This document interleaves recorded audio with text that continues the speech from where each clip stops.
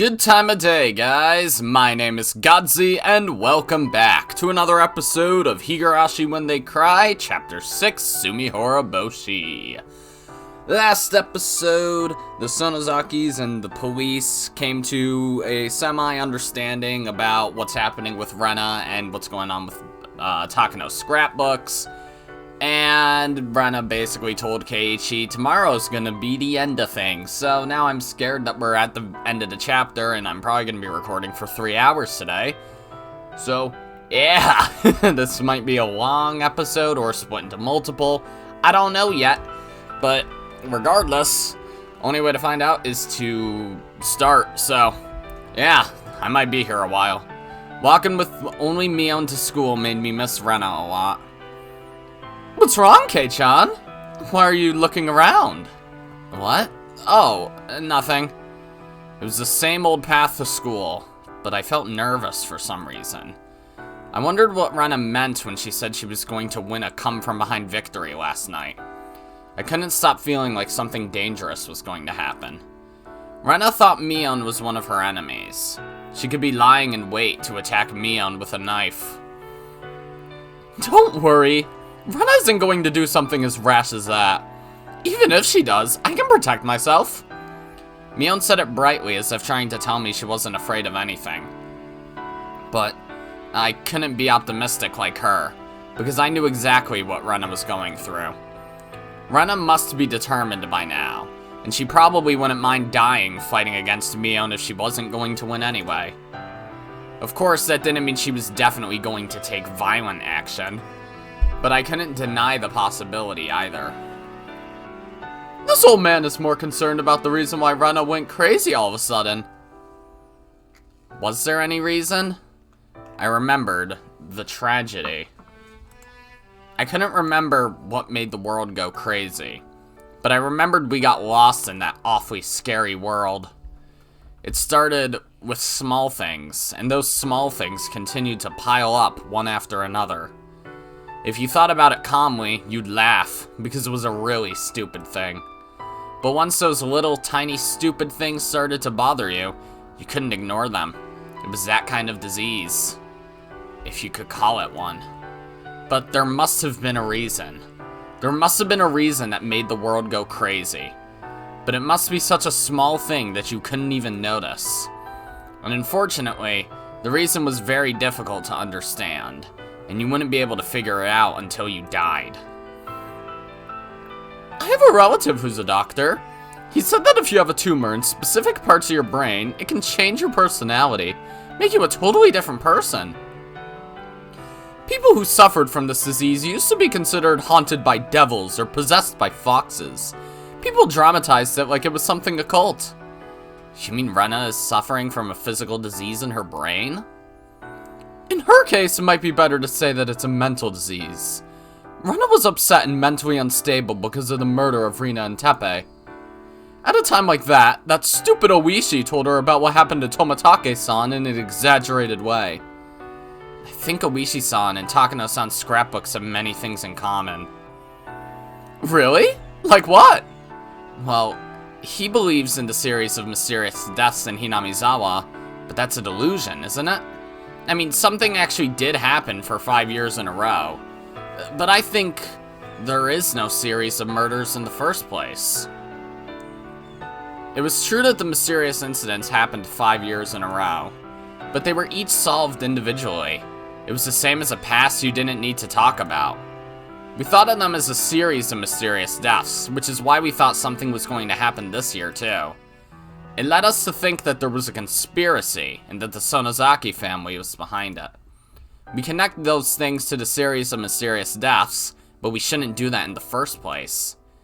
Just like I tried to keep my distance from Rena when I found out about her dark past, wasn't everybody trying to keep their distance from the dark past of Hinamizawa?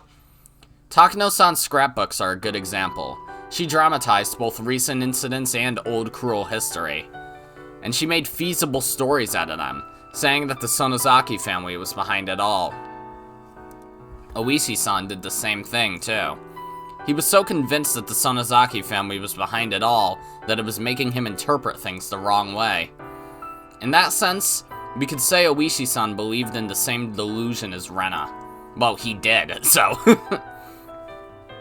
I think the Sonozaki family is partially accountable for that because you guys act like you're behind it every time something happens. In this village, people think it's the doing of the Sonozaki family whenever something strange happens. It's like a magic word that makes everything settle down. It's like those people who say they can explain all phenomena in this world with plasma. Excuse me? Oh, and what's that supposed to mean? Are you saying all of this is the Sonozaki family's fault?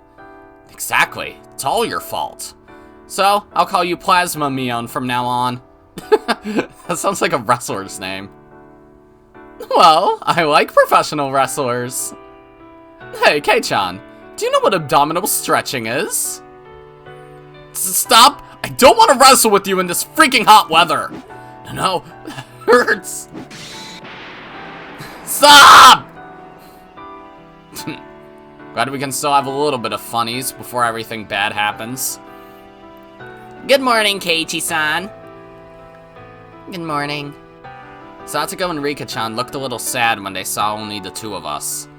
If the three of us came to school together like always, they would have been really happy. But our classmates were as noisy as usual. Nobody seemed to make a big deal about Rena's absence.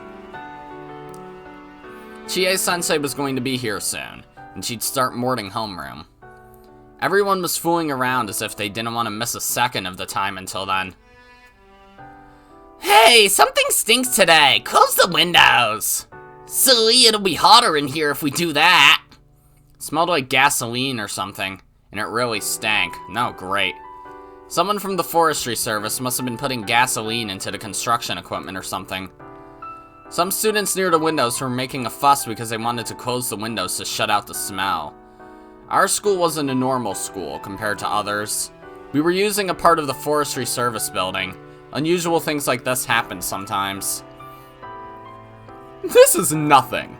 I remembered I once brought a few big piles of juniper branches. That was awful. It had this distinct, irritating odor that gave us all headaches. What's a juniper? Meep. That's the name of a vegetable.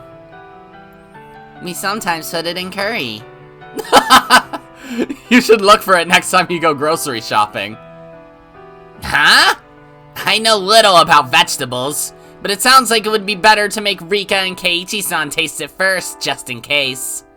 What? Our ball is missing! You hit it again, didn't you, Hojo? The boys seemed to be looking for their ball for a while, and they yelled at Satoko. Why would I hide such a stupid thing? If I was going to hide anything, I'd hide something better than that. Hey, Chie-sensei's coming! Everybody take a seat. Hello, everyone. Get to your seats. Okay. I kept thinking about Rena the whole time during class. I thought about what she said last night. I wonder what her come-from-behind victory means. According to Takano-san's delusion, the masterminds behind the bioterrorism were the three families and a group of fanatical believers that controlled those three. In other words, the Sonozaki family. What could Rena do alone against them? Mion lived with her grandmother, the leader of the Sonozaki family. There were only two of them in the house. It was possible that Rena would try to break into their house with a knife. But I'd already come up with that possibility last night. That's why I called Mion and warned her. On the way to school this morning, Mion told me some bodyguards from the Corps had been at her house since this morning. She told me she'd be guarded herself, too. There was a black car parked near the school gate. They must have been the bodyguards. But, according to Takano's parasite theory, the battle wouldn't end just by attacking the leader of the Sonozaki family. According to the delusion she believes in, the conditions of her victory were more complicated than that. She needed to expose the group of fanatics who are behind the Sonozaki family, and she needed to destroy their research on the parasite. Plus, Rena didn't have much time left, thanks to that suspicious poison she mentioned. But how exactly could she win a come-from-behind victory under circumstances like that? She might interpret that the town council are the group of fanatics. If so, she might attack them the next time they have a meeting at the shrine. The town council meets once a month at most. It'd be hard to believe that they were holding a meeting today. She probably thought the place researching the parasite is the Irie Clinic. Rena suspected that there was something fishy about the clinic from the beginning, and that suspicion must have changed to certainty in her head by now. Did that mean she was going to attack the clinic? This wasn't like an action movie. What could she do all by herself? Was she going to start a fire? No, that would be pointless. In order to expose the conspiracy, she'd have to get proof that they were actually studying the parasite. Was she going to break into the clinic and get questionable weird samples? The last problem of all was how much time she had left. If she believed she didn't have much time left, especially under desperate, disadvantageous conditions, she might try to stab whoever she thought of as an enemy. But Rena sounded like she really believed she would regain her happy and peaceful days after everything was over. Rena probably meant that she was going to stay alive and win. Was there something like an antidote? It didn't have to be real. As long as it was an antidote to Rena's delusion, it didn't matter what it was. It could even be the water you washed your vegetables with. But if she thought she could get the antidote so easily, she wouldn't have been so desperate about the time she has left. The antidote must be difficult for her to get. The easiest place for that, in her delusion, was that it was hidden somewhere in the clinic. Putting it all together like that, felt like Irie and his clinic were in danger. Now that I thought about it, the elderly people in the village, including the members of the town council, hung out in the waiting room of the clinic all the time. If most of the board members happened to gather there, for her, it'd be the perfect place to attack. I told Mion about that during lunch break. If this were a normal situation, I'd say she wouldn't do such a stupid thing. But I can't actually deny the possibility. I'm going to call my house. I'll make sure that they send some people to the clinic. Mion didn't object to my crazy idea. She put down her chopsticks and went to the teacher's office to make a phone call. It sounds so dangerous. I can hardly believe Rena-san is going to do such a scary thing. Are you sure she's going to attack the clinic? Maybe she will, maybe she won't. But if that happens, we're screwed. We need to prevent that disaster from happening. I hope nothing happens at all. Oh shit, I did not think there would be a choice. Oh boy. Maybe I'm not done with... Maybe this won't be the finale then. I don't remember ever asking if it's worth looking at the wrong end here, but I'd imagine it's not as lengthy as the one in Miyakashi was, since I don't think anyone ever mentioned it, so... Sure, let's see what yeah, I guess leads to. To Rika-chan, who had whispered that, I'll just go see Mion for a bit. After taking my leave from them, I left the classroom and headed to the faculty office where Mion had gone to make a phone call. It's not like I could do anything, even if I stayed by her. I just hated staying still, doing nothing but wallow in anxiety. That was definitely written wrong, that sentence. Okay, I'll send 2 of our subordinates to the clinic. I don't think she'll do it, but you'll never know what's going to happen. Can we capture her by force if she does? Honestly, I don't want to do that. What do you think we should do? We made an agreement with the cops that we're going to give Rena Ryugu to them right after we find her. So even if we use force to capture her, we won't get in trouble. I'm not worried about losing face, I just feel sorry for Rena. I really want to settle this calmly if possible. Well, she's still young. So as long as she didn't kill someone or something, all she has to do is apologize and everything will be fine. Well then, she might be out of our hands. Oh, I mean, you know, as long as they don't find out about it, she'll be safe. She'll definitely be safe. Nobody really cares about the disappearance of those 2 anyway. People think that they ran away somewhere because they did something wrong. Those things happen all the time. So she's fine. Don't worry about it.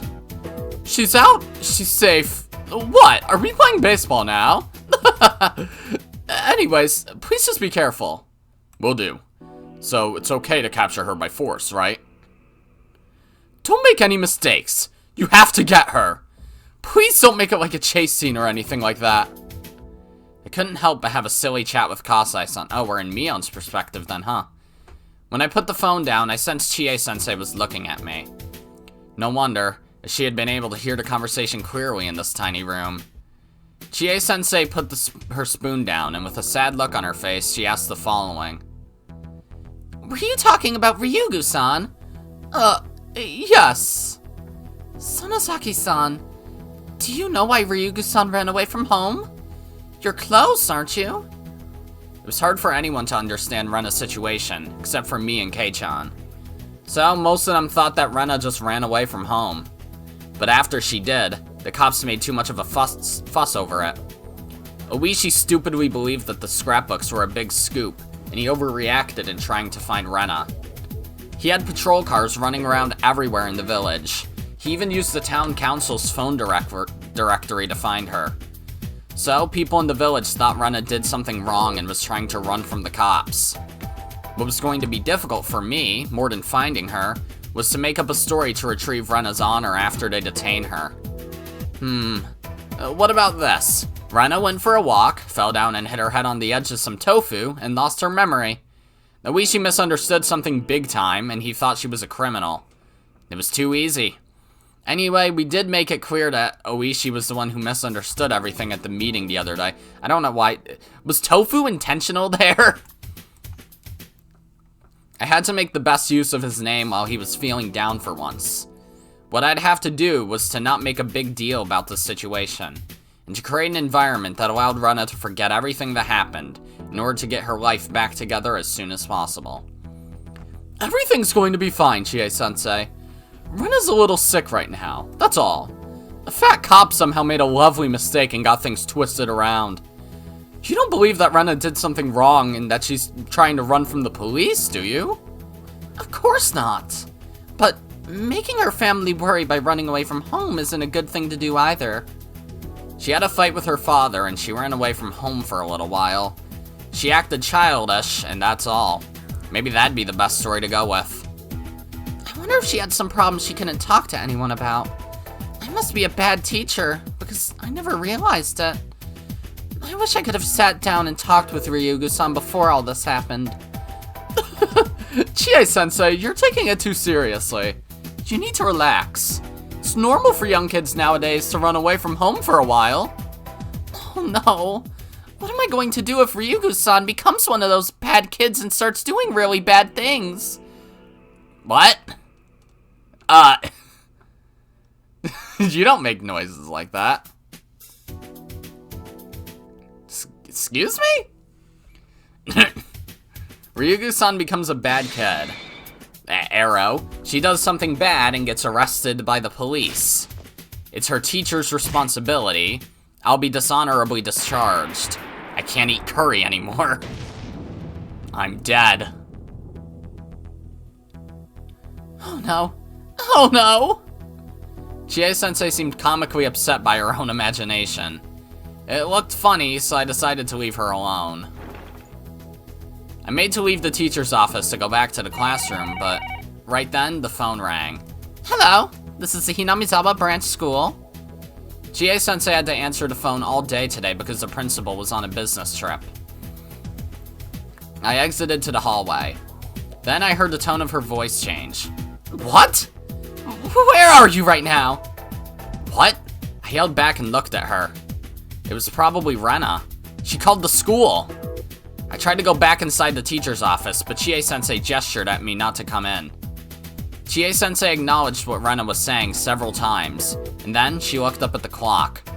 Okay, I'll be there. I'm your teacher. You promised me, alright?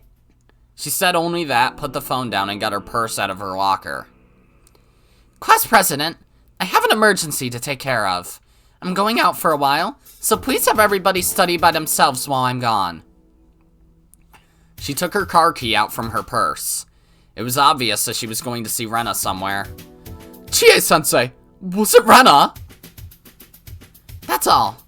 You're in charge of the class, okay? Chie-sensei completely ignored me and she ran out into the hallway. She ran to the schoolyard and got into her car. Kei-chan! What is it? Where did Chie-sensei go in such a hurry? There was a phone call from Rena! What? What did she say?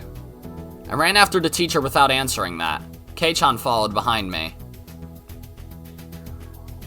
She ran to the schoolyard and got into her car. The moment her car left through the gate, I ran out to the schoolyard myself. I headed for the black car parked near the gate and knocked on the window. How are you doing, milady? Everything's quiet so far. I know, but I need you to follow that car that just left. I think she's going to meet Rena. What? Keiichi yelled in surprise, but there wasn't any time left to explain it to him now. Rena's very paranoid, so you need to be careful. Bring her to my house right after you catch her. After that, follow Kasai's orders. She's my friend. You better not get her hurt. Rena must have told Chie-sensei that she wanted to talk to her alone. I could tell that easily from the way she ignored my question. I did feel a little bad for ruining their promise, but it was very important that we caught her before she did something wrong. We could still make up an excuse that she was just wandering around because she had a fight with her father and ran away from home. But if she set fire to the clinic or something, there would be nothing I could do. Mion, I'm coming too! Kei-chan?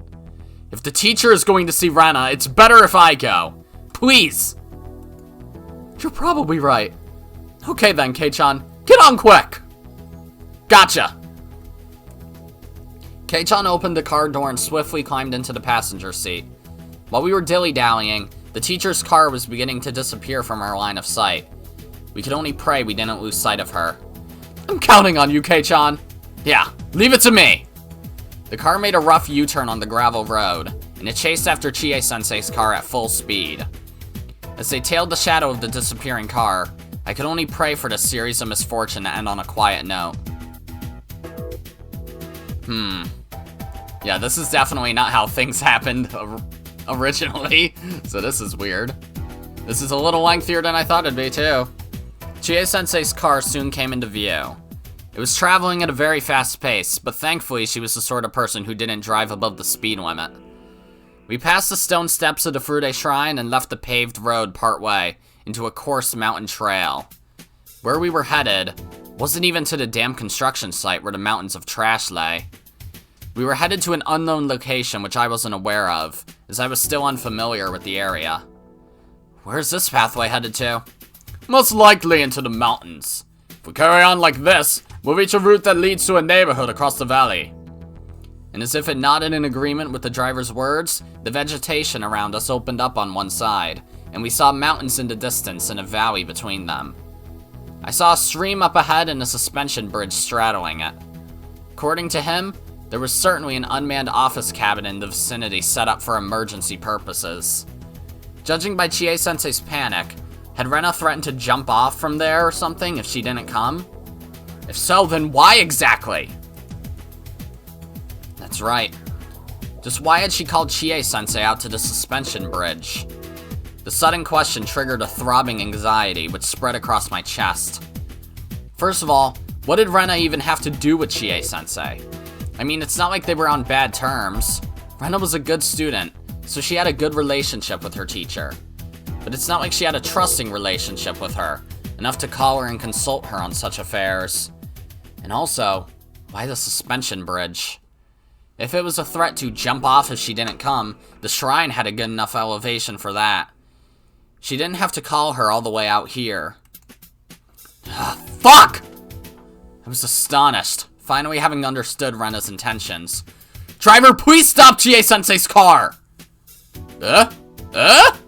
Hurry! Oh, I think I get it now. As we noisily rang the car horn, Chie-sensei's car came to a halt, almost close enough to hit us, and she got down looking stunned. And after recognizing me in the passenger seat of the car behind hers, she tried to yell out, but I beat her to it and cried, "We're in big trouble." What? Sensei, we've been duped by Rena! Rena isn't here! Huh? The teacher didn't understand what I was talking about and donned a confused expression. But there wasn't even any time to explain it to her. So I flew towards the phone booth near us, put a 10 yen coin in the slot, and dialed the phone number to the staff room, which I vaguely recalled. Please, somebody answer. Mion, Satoko, Rika-chan, I don't care if it's somebody else either. I had to tell this to the people at school fast. So hurry! Hurry up and pick up the phone! And then after the phone had rang around 10 times and I had almost given up, the call went through. Hello? Excuse me, this is Mayabara. Please put Mion Sonozaki on the line right away. Hello? Can you hear me? Hello? I didn't know if it was because I was using an old phone or because the line was too far away, but I couldn't hear anything from the receiver. And then, when I was about to raise my voice and yell into the phone... It's Rena, probably. What is it, Keiichi-kun? I wonder what you want with me-chan. I wonder... My prediction was on the mark. It was even worse than I had imagined. Rena, you're over there now, aren't you? Yup, I'm here. With me-chan and the others. It's a shame you aren't here, Keiichi-kun. It's pretty hard to do this by myself. They made a lot of noise screaming and crying, and it really got to my head. So I ended up hitting them a few times. What the hell have you done? Hey, Rena! Listen, Chie-sensei is here with me too. So calm down and listen to what I... Ah, so you ended up going there, huh? Then I'll listen to what you have to say here, okay? Come quick. I'll be waiting for you. Wait, Rena! Stop! Don't hang up! Those words fell on dead ears. Rena, who was on the other side, swiftly ended the conversation like it was nothing. But this is the wrong choice, right? Isn't it? The fuck? Is this actually extended, or were they mislabeled? Huh. I originally thought what was actually going to happen was, since this is clearly, since it was labeled with an X as a wrong end, I thought it meant like, oh yeah, the suspension bridge is going to get cut or something and Chie's gonna get killed as she drives across it or something. And I don't fucking know. But clearly that was wrong, or maybe it was still rigged to do that. I don't fucking know, but regardless. Okinomiya PS to all vehicles. Okinomiya PS to all vehicles. A hostage situation is broken out at the Hinamizawa Forestry Service Building. There are reportedly multiple hostages. All vehicles are to head to the Forestry Service Building immediately.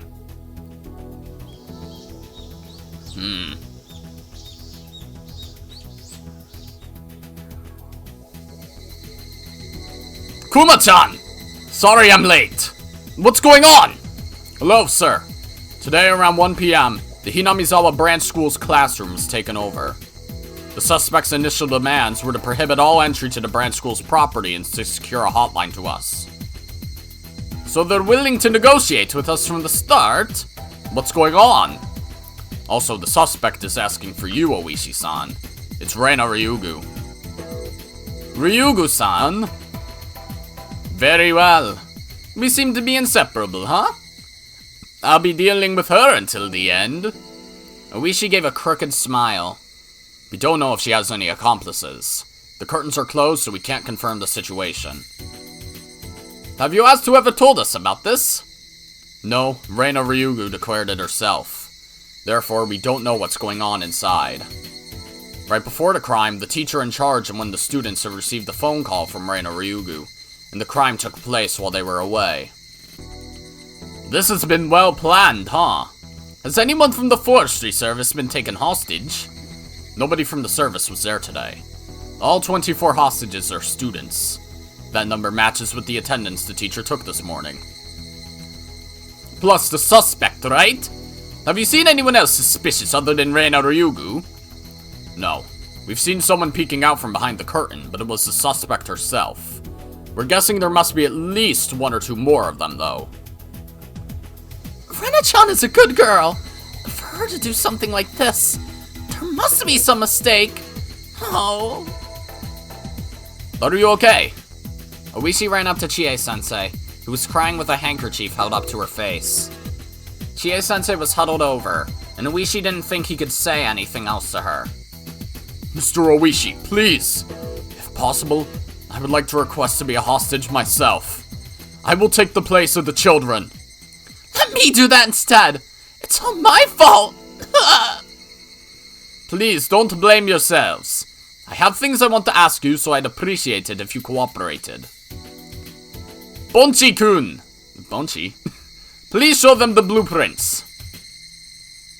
Excuse me, sir. Section Chief Takatsugi is on the radio. Hello, this is Oishi. Oishi-san, how goes things? Kumagai-kun informed me of the situation. The suspect is underage, huh? Please keep strict control of the press. I understand.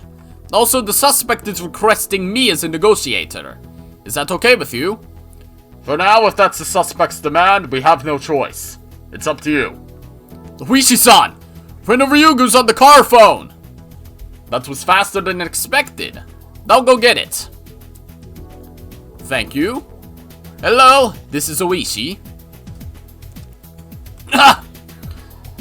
I clenched my teeth in frustration and rolled up my fists into a ball. An overwhelming wall of police officers blocked my way, and I felt pathetic for only being able to watch the teachers and the detectives from afar. The reason behind why Chie-sensei had been phoned and summoned out of the school. For Rena, who wanted to hijack the classroom, the biggest obstacle was Chie-sensei. She was someone who had a strong sense of justice. Even if Rena had held a pistol to her, Chie-sensei probably wouldn't have hesitated. For the welfare of her students, she would put herself in danger. Getting rid of someone like her was the primary step in order to hijack the classroom. Attacking her from behind would have been her very first line of thought, but I'm sure she decided taking on an adult directly was a risky affair. In that case, it was better to lure her away to someplace. Rena had then phoned Chie-sensei, and then told her she wished to seek her advice in someplace private, and asked to meet her near that suspension bridge. Including Chie-sensei, a good majority of the people thought that Rena had merely run away from home. So Chie-sensei probably thought Rena merely had some problems she wished to discuss. Fooling her was that easy. So, where did Rena make the call from? Yes, it was from within the school. Well, not exactly. It was most likely from the second floor of the school building, from the office room of the forestry service. Well, caller ID I guess isn't a thing yet. I don't know when caller ID was invented, but oh well. The forestry service at our school was more like a branch office, so it wasn't like the staff were always present. Depending on the day, they might not even be there. Rena had known this and had been hiding on the second floor all this time. And then, she had made a call to the ground floor from up there, and sent Chie-sensei to a faraway place. It probably wasn't a coincidence that the principal had also been away on a business trip today. Rena had most likely snuck into the school yesterday itself. And then she had discerned the principal's itinerary and the workings of the internal phone line before she put her plan into action. How cunning it all was. No, I understood. Right now, even as she was possessed by a murderous rage, Rena was keeping her composure. She was unbelievably calm despite being plagued by her delusion that controlled her. And so, just thinking about it made my head spin. Because I had even personally experienced what she was going through before. Also, what was even more unlucky was the absence of the Sonozaki family bodyguard who had been standing by the gate. It was because Mion had sent him to follow Chie-sensei, who would set out to meet Rena. Fuck. Everything was so screwed up.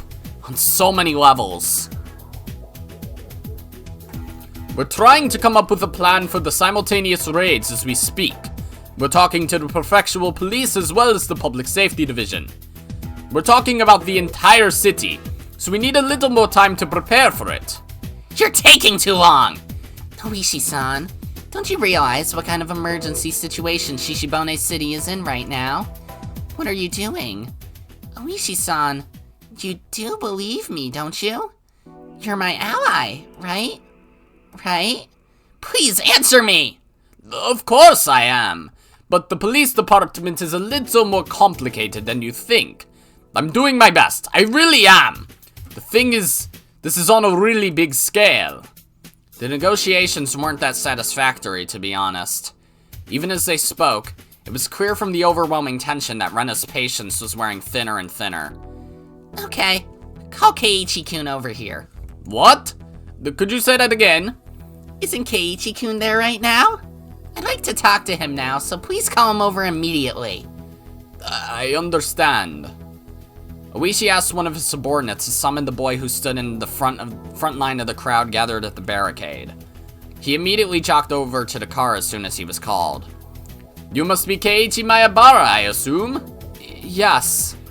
Miss Rena Ryugu would like to have a word with you. Could you please take the call? I understand. Oishi then handed over the receiver to Keiichi, and he noticed something happening outside and left the car. Hello? Keiichi-kun? It's good that you came back here. Rena. The police isn't believing what I'm telling them. Could you please tell them that the things I'm saying are true, and that I'm very serious about what I'm about to do? Could you? What do you mean by what I'm about to do? I've just finished pouring gasoline all over this classroom. So if I just ignite the lighter I have on hand, all the hostages here will die. Could you please let Oishi-san know about that? What? Who are you people? Otaka? Sounds like probably a dude. Move over. Who's in charge here? Several cars had arrived, producing several men. They weren't from the Yokinomiya station. One of the men was wearing a suit, despite the hot weather. He approached me, pushing Kumagai aside. Hey, look who's here. Good to see you again, Otaka-kun from the prefectural headquarters. Watch your mouth. I'm ranked much higher than you now, so don't address me so casually. Can I help you with something, Otaka-kun? I'm rather busy at the moment. You can't possibly be thinking about taking over this case. Who approved that exactly? Chief of Police. I did, Oishi-kun! Chief? Takasugi-kun has informed me of the situation. He also told me that you started all this. You can go now. The troops will take over. The troops? Otaka-kun, you aren't going to storm the building, are you? I understand the risk, but we don't have any time left before the bomb goes off. You've taken too long. We're here to take care of the mess you left behind. Just step back for a minute. I couldn't talk back if both the chief and a guy from the prefectural headquarters gave me an order. Oishi-san, who the heck is he? That's Otaka-kun. A long time ago, he was showing off even though he was bad at mahjong, so I taught him a lesson. Or maybe he's still holding a grudge from when I knocked him unconscious in that kendo tournament. Obviously, we didn't get along. Give me the latest update, Oishi-kun. Are you serious about storming the school? A special unit from the prefectural police department will handle the infiltration. Your unit will be their backup. Chief! Oishi-kun, the special unit from the prefectural police department isn't just any old unit. You've heard about the second company, haven't you? What's that, Oishi-san? Is this second company that well known? Do you remember about 5 years ago when the JRA hijacked that airplane, Flight 472? I've heard that special counter-terrorist units were put together in Tokyo and Osaka after that incident. So, they really do exist. But why would a special unit from Osaka be here? Otaka smiled proudly. We just happened to be holding a training session with your prefectural police unit. We requested their help. Nah, you haven't changed, have you? You have a bad tendency to escalate matters quickly. The company members exited the vehicles one after another and took position. They didn't move like policemen. Otaka-kun! Are you really going to have a gunfight here? Don't worry, they won't use firearms. They're using riot shields and riot guns. These guns send out tear gas at high pressures. There will be no issue with explosions. Isn't that gonna fuck up the gasoline? I don't know how tear gas affects gasoline, but I imagine it's not gonna be good. Wow, I've never heard of such convenient water guns. By the way, can that toy reach the classroom from across the schoolyard? You don't need to worry about that. You just move over and let us do our job. And then, following Otaka's orders, the Special Forces took positions at a blind spot visible from the school window and prepared to infiltrate. Oishi wrinkled his nose at Otaka's arrogance and pretentious attitude that didn't give way for counter-arguments. Remembering that Rena and Keiichi were having a conversation, he turned on his heel, heading over to the patrol car. And there... Detective, we have an emergency! And once the door to the car swung open and Keiichi rushed over to him screaming, "What's the matter, Mayabara-san?" "Rena just told me she's poured gasoline all over the classroom." What? Gasoline? I didn't hear that there was something so inflammable in the vicinity. No, it's not about that. Right now! Preparing to shoot. Steady. Please wait! Stop! Don't shoot! Fire! Okay, yeah, it does fuck everything up, doesn't it? Ah! Our bodies were promptly blown away and hit the ground. We didn't understand what had happened for a moment. A high-pitched tinnitus violently reverberated within my skull, and an overwhelming dizziness distanced me from my consciousness. My throat and nasal passage felt irritated from the suspended dust particles and smoldered air. Spitting out the crunchy debris in my mouth, I dragged my beaten body up into a stance and faced forward, looking ahead of me. There were many police officers scattered about on the ground, groaning from the impact. A voice of agony filled the air next to me. As I faced it, it turned out to be the detective I'd been talking to just now. His entire body was covered in dirt and debris, and he was bleeding from his head. As I began to sit down in concern for him, I suddenly remembered Mion and Rena's safety. Yep, that was expected. Christ. And then, I turned towards the direction of the school. I couldn't believe what I was seeing. What stood before me was a disordered conglomerate of wood, bricks, and other distorted articles mixed in, crudely resembling an enormous camping bonfire. The flames that had risen up in between that mass burned so high that they seemed to reach up into the evening twilight. Even from this faraway distance, I could perceive the heat and the scorching smell. The music's very loud. No, this had to be a dream. This couldn't be our school. No, this wasn't even a school in the first place. I staggered over. Fumbling forward with my useless legs, I walked over to that monstrosity. And then before me, amidst the crumbled remains of timber, I discovered a face I recognized and drew a breath before I rushed over.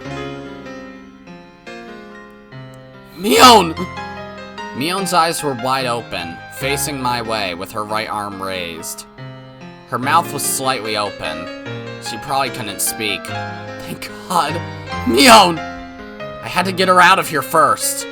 Thinking that, I tightly grasped my right arm. It felt light. There was no resistance. And then, from within the rubble, it came out. No. Ugh. And then a small mass rolled over and touched my feet. Mion's head had come apart from her body. Okay, great. Screaming! Okay. Gorefest ending, got it. Okay. So, I guess the moral of the story now is, tear gas and gasoline does, make boom boom. Understandable. And fucked up, too. Cool. Okay. Sorry for not taking that seriously at all, but, like, it's a bad ending, so I don't really have to. Alright. So that's what happens when, you say some inanely wrong thing in here. It'll be alright.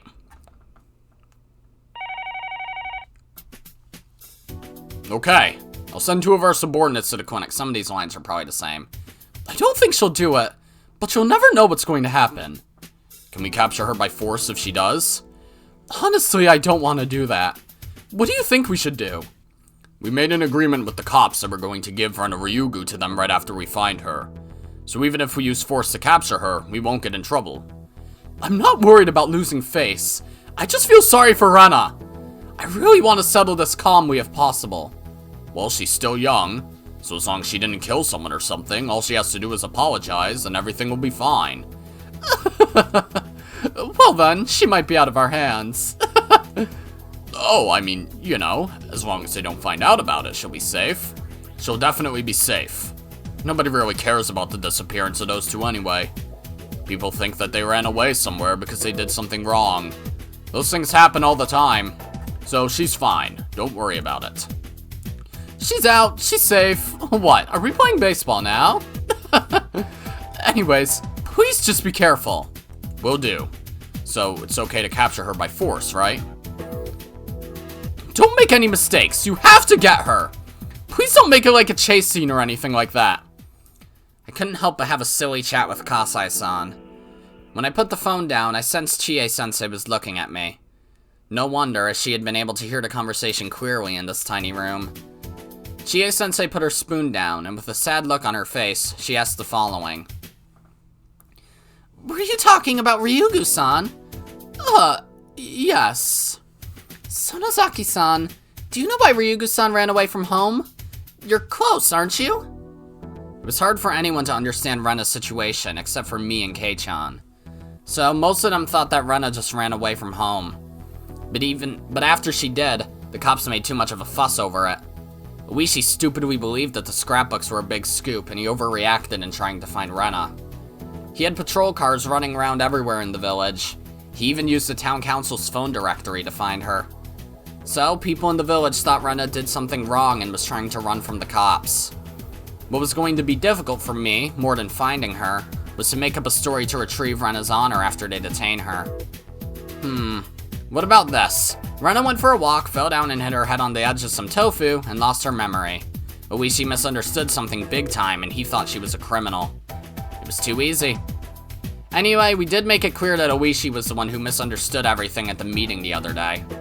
I had to make the best use of his name while he was feeling down for once.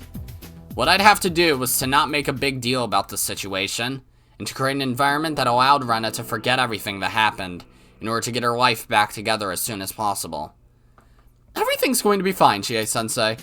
Rena's a little sick right now, that's all. The fat cop somehow made a lovely mistake and got things twisted around. You don't believe that Rena did something wrong and that she's trying to run from the police, do you? Of course not, but making your family worry by running away from home isn't a good thing to do either. She had a fight with her father and she ran away from home for a little while. She acted childish, and that's all. Maybe that'd be the best story to go with. I wonder if she had some problems she couldn't talk to anyone about. I must be a bad teacher, because I never realized it. I wish I could have sat down and talked with Ryugu-san before all this happened. Chie-sensei, you're taking it too seriously. You need to relax. It's normal for young kids nowadays to run away from home for a while. Oh no. What am I going to do if Ryugu-san becomes one of those bad kids and starts doing really bad things?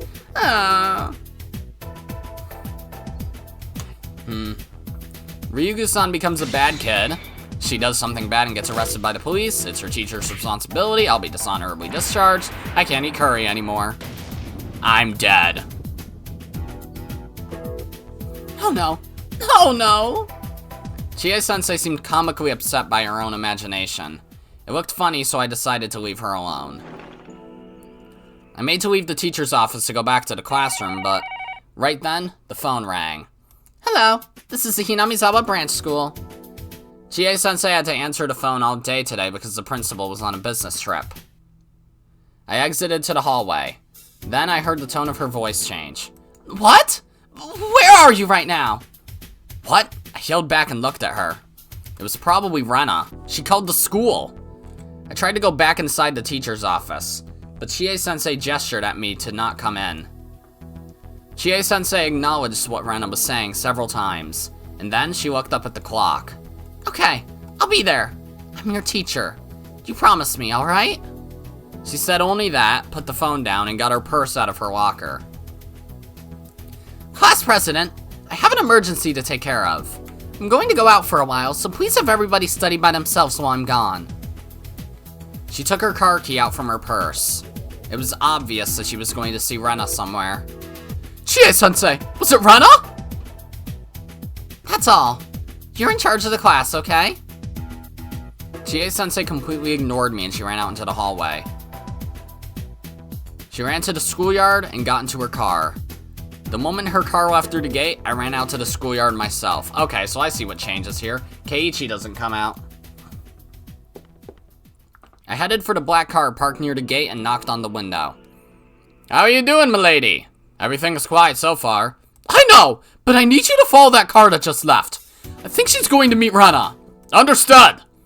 Rena's very paranoid, so you need to be careful. Bring her to my house right after you catch her. After that, follow Kasai's orders. She's my friend. You better not get her hurt. Rena must have told Chie-sensei that she wanted to talk to her alone. I could tell that easily from the way she ignored my question. I did feel a little bad for ruining their promise, but it was very important that we caught her before she did something wrong. We could still make up an excuse that she was just wandering around because she had a fight with her father and ran away from home. But if she set fire to the clinic or something, there'd be nothing I could do. The car made a rough U-turn on the gravel road, and it chased after Chie-sensei's car at full speed. I watched the car until it was gone. All I could do now was to pray that this would be settled calmly. Hey, pay attention, everyone! Well, we need to study by ourselves for the rest of the class today. So, get back to your desks and study quietly. Self-studying? Mion ran up to me and spoke quietly. Rena just called. What? Really? Yeah, she just called the teacher's office. I think Chie-sensei went to meet with Rena. Rena, I wonder what she's going to do. I have no idea. Anyway, I told my bodyguards to follow Chie-sensei's car. I feel bad for Rena, but we're going to capture her there by force. I hope it works. They're used to doing this kind of stuff. I'm sure they'll do fine. So, if they catch her, is everything going to be over? Yeah. We'll send her to a hospital. If a doctor sees her, I'm sure he'll find a typical kind of disease or something. It'll be like obsessive psychosomatic disorder or whatever. While we were spending our afternoon studying peacefully, the members of the Sonozaki family would capture Rena, who was waiting for Chie-sensei somewhere. The problem would be solved. It wasn't going to be easy after that, but I was sure Mion would take good care of her. And in the end, everybody would understand that Rena just ran away from home because of a silly fight with her father. A happy ending. Problem solved, right? Mion winked at me. She looked like she already thought everything was over. That just didn't sound right to me. I couldn't see any connection between Rena and Chie-sensei. It was hard to explain, but there was something wrong. I wasn't saying that they didn't get along. Rena was a good student, so Chie-sensei had a good relationship with her. But I just didn't understand what Rena wanted from Chie-sensei. While I was thinking about it, the door opened and one of our classmates came back from the bathroom. Oh, Jesus, hello.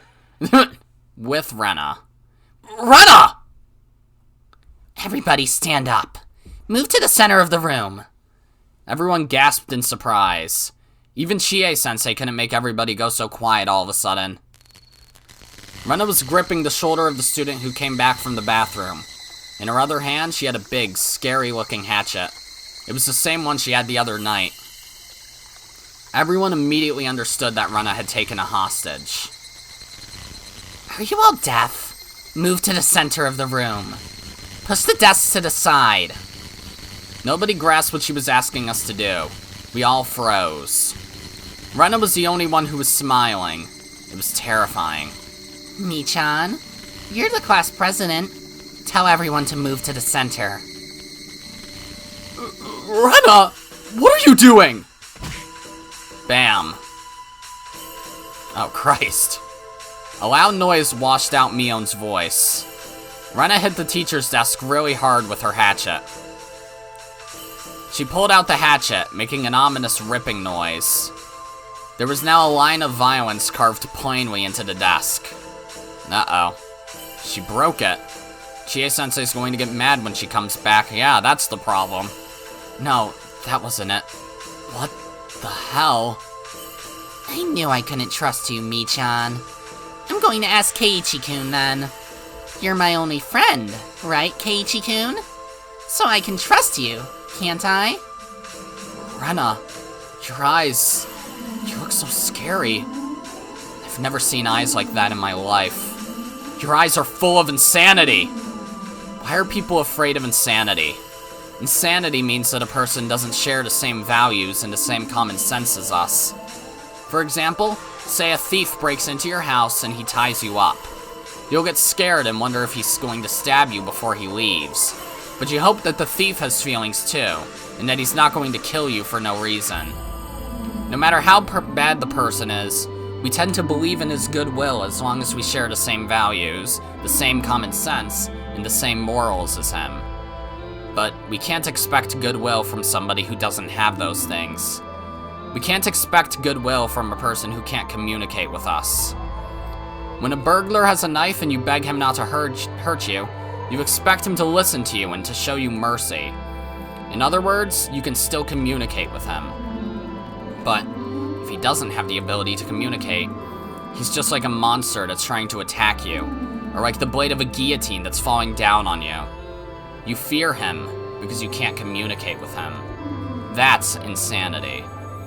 It was the same fear we were feeling towards Rena at that very moment.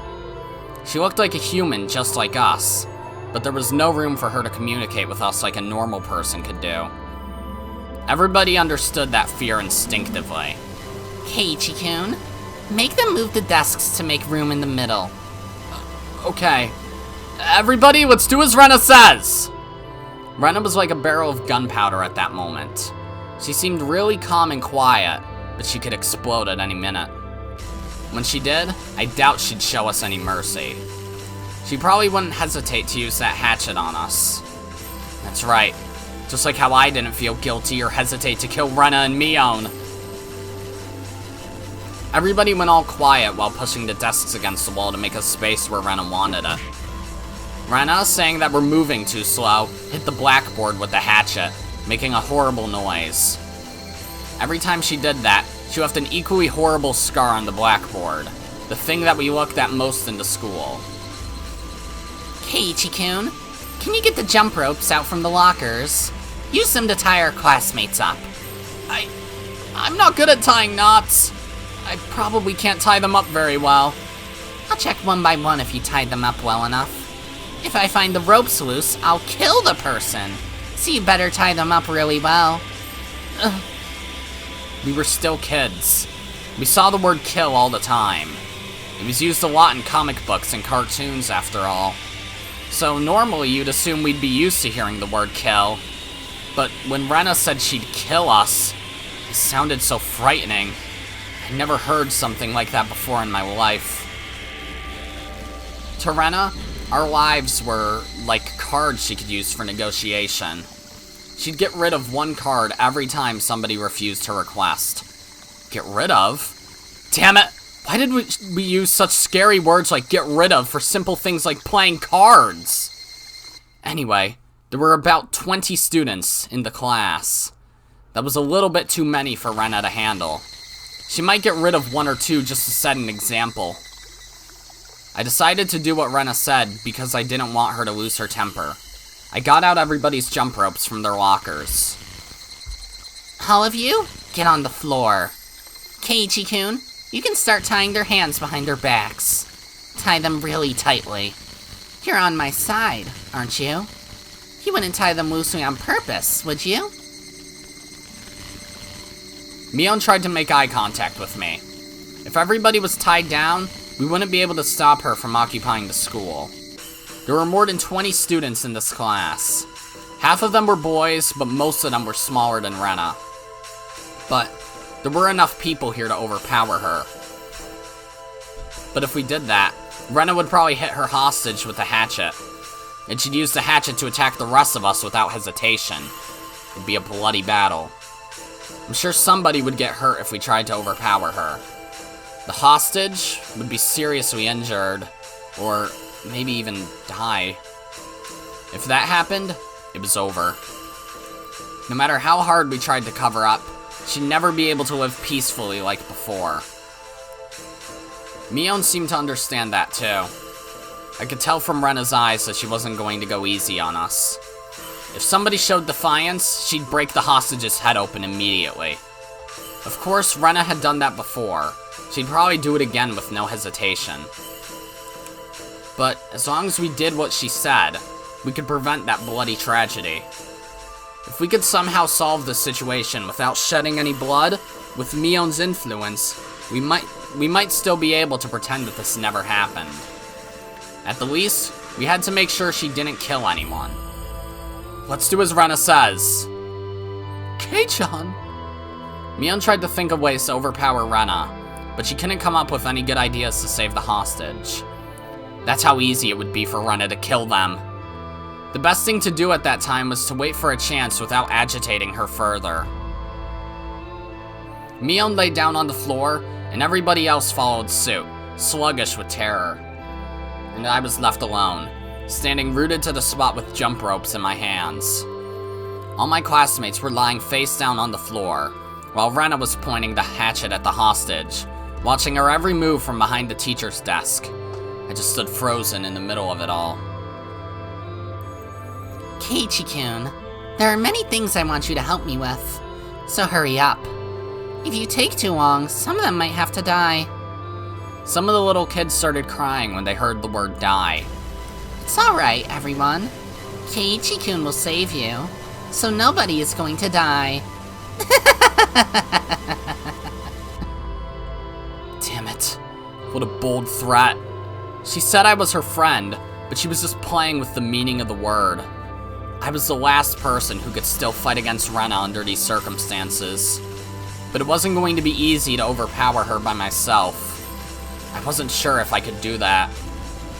Even if I tried to act tough, once Rena pointed the hatchet at somebody's neck, it was over.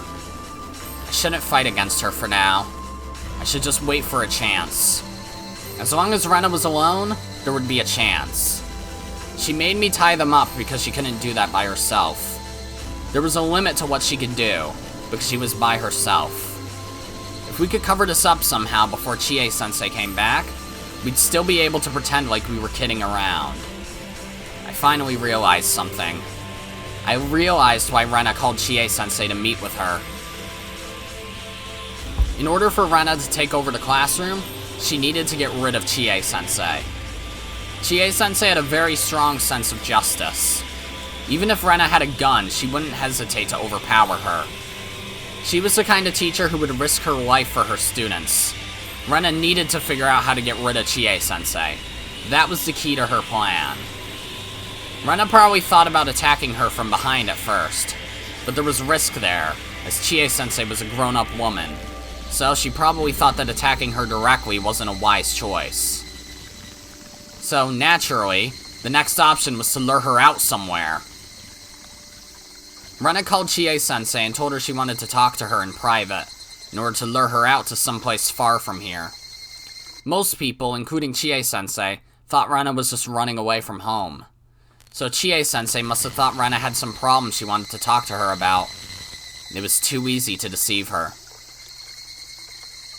Where'd she make the phone call from? She probably used the phone in the school. Well, not in school to be exact. She probably used the phone on the second floor of the school, the one belonging to the forestry service.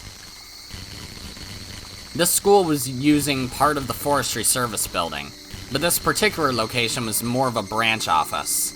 It's not like somebody was here all the time.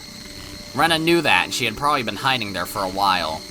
She called the phone on the first floor from the second floor, and she made Chie-sensei leave the school.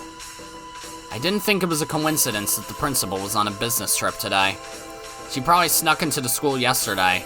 She saw the principal's schedule, learned how to call the phone on the first floor from the second, and carried out her plan. She planned it perfectly. Yeah, I knew it. Rena was insane, but I knew she was also actually really calm. She was possessed by her delusion, and she was also unbelievably calm about it. So, she could still think fast. I knew that very well, because I'd been through the same thing before. What was worse is that Mion's bodyguards were gone. Mion told them to follow Chie-sensei because she thought Chie-sensei was going to meet with Rena. Damn it. Everything seemed to be working out in her favor. I'm done. tied up the last person, and I looked in Rena's direction. If I didn't tie them up really tightly, Rena would kill them. But when I tied them too tightly, they suffered in pain. Their pained cries made me feel useless. Thank you, Keiichi-kun. I don't mean to doubt you, Keiichi-kun, but I'll make sure, just in case. Please put your hands on your head and lie face down on the floor. And I'm saying this to everybody. If you stand up without my permission, I'll kill you! I'll kill whoever stood up, and one more person randomly to set an example. It's not nice to be chosen randomly, huh? Oh, there's a good idea. I'll kill the person who didn't listen to me, add 10 to his or her student number, and kill that person too. For example, let's say Okamura-kun didn't listen to me. I'd kill him and Watanabe-kun because his student number is 11. Get it? I'll always be killing 2 of you at the same time. You'd better remember that you involve another person's life besides your own when you attempt to stand against me. This is hard to voice, honestly. I expected this part to be really hard to voice, though, because Rena's voice is already hard to do. So when she's screaming, you know. How awful. She totally understood how to threaten people. Normally, you stand against an attacker at your own risk. If you fail, you're going to die. But if you were responsible for someone else, then you couldn't try to resist.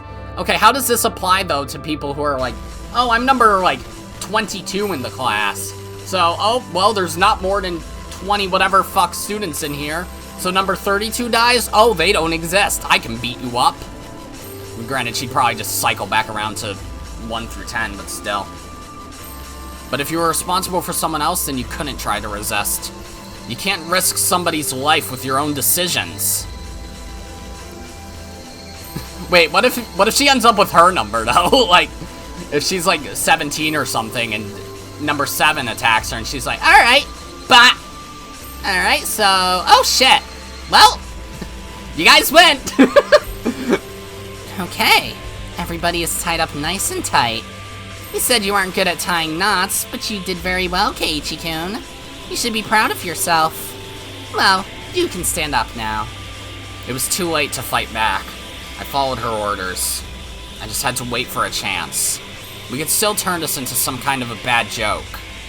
I had to do something.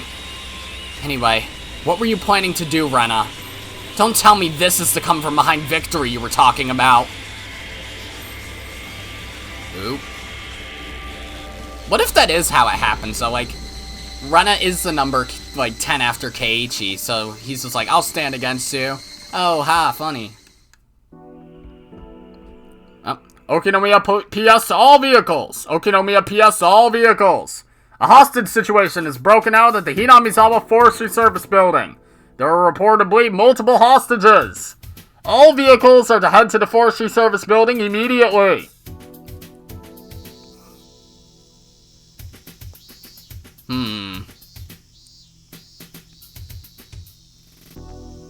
Kuma-chan! Sorry I'm late. What's going on? Hello, sir. Today around 1 p.m., the Hinamizawa Branch School's classroom was taken over. All 25 students have been taken hostage.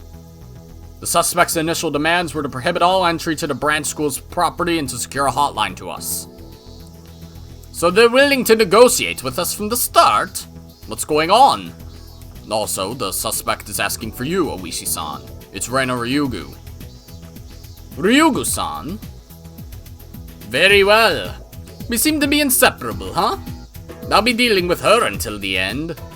Oishi gave a crooked smile. We don't know if she has any accomplices. The curtains are closed, so we can't confirm the situation. Have you asked whoever told us about this? No, Rena Ryugu declared it herself. Therefore, we don't know what's going on inside. Their teacher received a call from Rena Ryugu, as she left the classroom before the incident took place. This has been very well planned, huh? Has anyone from the forestry service been taken hostage? Nobody from the service was there today. All 25 hostages are students. That number matches with the attendance the teacher took this morning. Plus the suspect, right? Have you seen anyone else suspicious other than Rena Ryugu? No. We've seen someone peeking out from behind the curtain, but it was the suspect herself. We're guessing there must be at least 1 or 2 more of them, though. Well, maybe she really is doing it by herself. Rena Ryugu was a true believer in Mio Takano's scrapbooks. According to those scrapbooks, the entire village was Rena Ryugu's enemy. She didn't have anyone she could trust. However, Oishi had also believed in Mio Takano's delusion. It was possible that someone who was influenced in the same way was following Rena Ryugu. Oishi-san, the principal and the teacher are here. Hello. Well, no. That's not my voice. Hello, Chie-sensei. Are you okay? Oishi ran up to Chie-sensei, who was crying with a handkerchief held up to her face. Rena-chan is a good girl. For her to do something like this, there must be some mistake. Oh. If I were to do this by the book, I would ask you about Ryugu-san's recent behavior. But when it comes to Ryugu-san, I probably know better than you do. Please, don't worry. I'll take care of this as peacefully as possible. Chie-sensei was huddled over, and Oishi didn't think he could say anything else to her. On the contrary, the principal was staying strong, trying to figure out how to take care of the situation. Mr. Oishi, please. If possible, I would like to request to be a hostage myself. I will take the place of the children. Let me do that instead. It's all my fault. Please, don't blame yourselves. I have things I want to ask you, so I'd appreciate it if you cooperated. Bonchi-kun, please show them the blueprints. Excuse me, sir. Section Chief Takasugi is on the radio. Hello, this is Oishi. Oishi-san, how goes things? Kumagai-kun informed me of the situation. The suspect is underage, huh? Please, keep strict control of the press. I understand. Also, the suspect is requesting me as a negotiator. Is that okay with you? You've known Rena Ryugu since the parasite incident from the other day. I bet she still thinks you're her ally. Only you can do the job. Good luck! I really don't want to. But since I caused so much trouble, I guess I'll have to do this to make up for it. Oishi-san, Rena Ryugu's on the car phone. That was faster than expected. I'll go get it. Thank you. Hello, this is Oishi. Oh Christ, she's... Unless that's just the evening light, or... That's either a red tint to the background, or it's the evening light through the windows, but the curtain should be shut. Whatever. Oishi-san, this is Ryugu. Hello, this is Oishi. Is the signal weak on your car phone? It's kind of hard to hear. Just like me, it's getting old. Oishi and I exchanged friendly words. A long, long cord trailed through the hallway from the teacher's office. That cord extended further to the phone on the podium in the classroom. Let's get down to business. I'll check to see if you're qualified to negotiate for me. Okay, shoot. You are my ally, aren't you, Oishi-san? Of course. Let's expose the conspiracy of the Sonozaki family together, you and me. Oishi answered without hesitation. Was he still my ally? Or was the sly detective just saying what I wanted to hear? Either way, I only had Oishi to depend on. If I couldn't trust him, I was stuck. There would be nothing else I could do. You didn't believe me for a while either, did you, Keiichi-kun? But you do now, right? Keiichi-kun was sitting on the floor facing away from me, with his head resting in his hands. We're comrades now, huh? Yeah, that's right. Rena Ryugu asked Keiichi Maebara if he was her comrade, but I couldn't hear his voice. Was she trying to tell me that Keiichi Maebara was still alive, or that he was being forced to obey her because of the hostages? Maebara-san is your ally too, huh? That's nice. But weren't you suspicious of Maebara-san for a while? Yep. When I heard about the BB gun incident, I couldn't believe it. But we can't let the past fool us. We have to learn from the past in order to grow. That's very good. You're absolutely right about that. That was why we forgave each other. So I don't doubt Keiichi-kun anymore. Keiichi-kun is my comrade. I understand. Therefore, Keiichi-kun is my ally too, isn't he? Please say hello to him for me. Sure, I will. Actually, I'd like to say hello to him myself. Can he come to the phone? The conversation stopped suddenly. That made me nervous. Did I say something wrong? Sure. Here he is. Keiichi-kun, Oishi-san wants to talk to you. I heard some rattling and rustling on the other side of the phone. Hello? This is Mayabara. He sounded monotone. Unable to disobey, Keiichi Mayabara must have been pretending to follow Rena Ryugu's orders. Hello, Mayabara-san. This is Oishi from the Okinomiya police station. Thank you for coming to the phone. Let's do this together.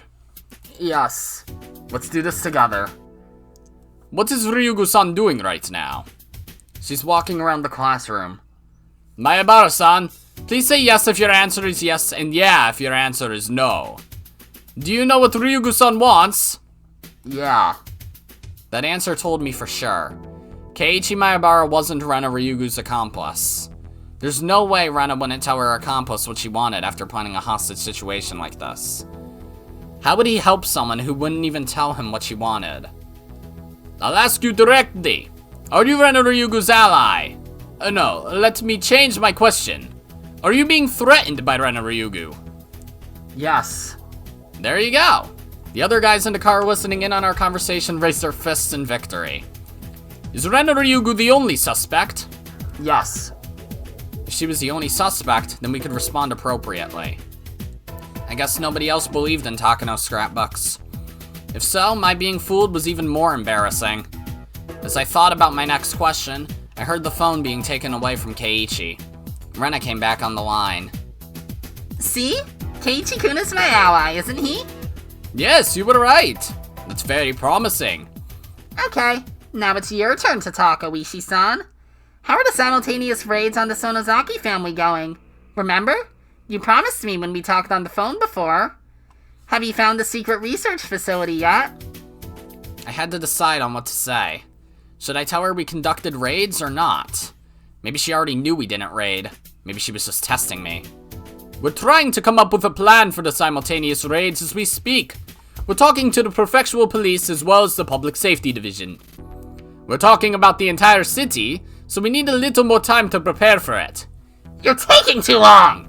Oishi-san, don't you realize what kind of emergency situation Shishibane City is in right now? What are you doing?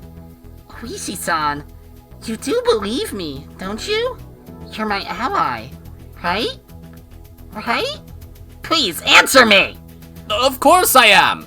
But the police department is a little more complicated than you think. I'm doing my best, I really am. The thing is, this is on a really big scale.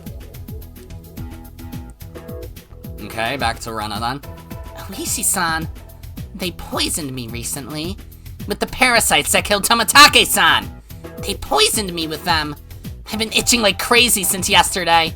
I'm all bloody from scratching at my throat. I might claw out my throat and die at any moment. And you're telling me you're still preparing? I knew it. Oishi didn't realize how dire the situation was. He understood there was some kind of a conspiracy in Hinamizawa, but he didn't realize how soon their plan was going to be executed. Besides, I was already feeling all itchy all over my body and was bound to soon die the same way as Tomatake-san. I'm sorry, I really am doing my best, but everybody asks me if I have proof. Proof? Do you need proof? Mio-san's scrapbooks. Maybe that was what I'd need to convince the police. I was afraid someone would destroy the evidence if I handed them over to Oishi-san, so I kept them with me. But I didn't have much longer to live.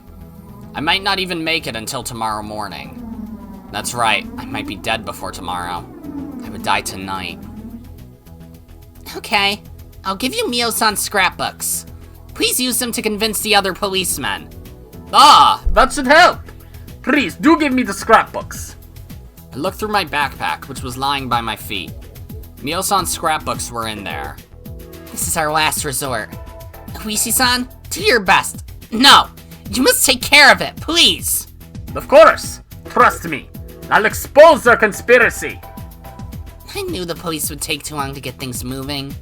They're an organization, after all. That's why I'm doing this, to make them understand. You have an excuse now. Please use this chance wisely. Thank you. You can count on me. So, how should we do this? Do you want me to come get it? Just yeet it out the window. I knew she wouldn't let me into the classroom. She was still cautious. I could guess where Rena Ryugu was going to take this thing, so I tried to stay ahead of her. I handed a memo with my instructions on it to a colleague. I can't really leave the classroom, so I'll have Keiichi-kun deliver them to you. Maybe that's better. If you left the building, something might happen. What do you mean? Well, I'm sure the Sonozaki family already knows about what's going on here. And I'm sure they didn't expect you to do something like this, so they might come to shut you up. To shut me up? Do you mean... By shooting you. The hitman from the Sonozaki family may try to put a stop to this by sniping you. That's why you shouldn't come outside. Don't even go near the windows. I saw you peeking out a window, but you shouldn't do that. They may fire at any time. Wait a minute! Aren't there policemen around? Can't you stop that from happening? We would if we could, but it's so open around here. A well-trained sniper can easily shoot as far as 400 meters.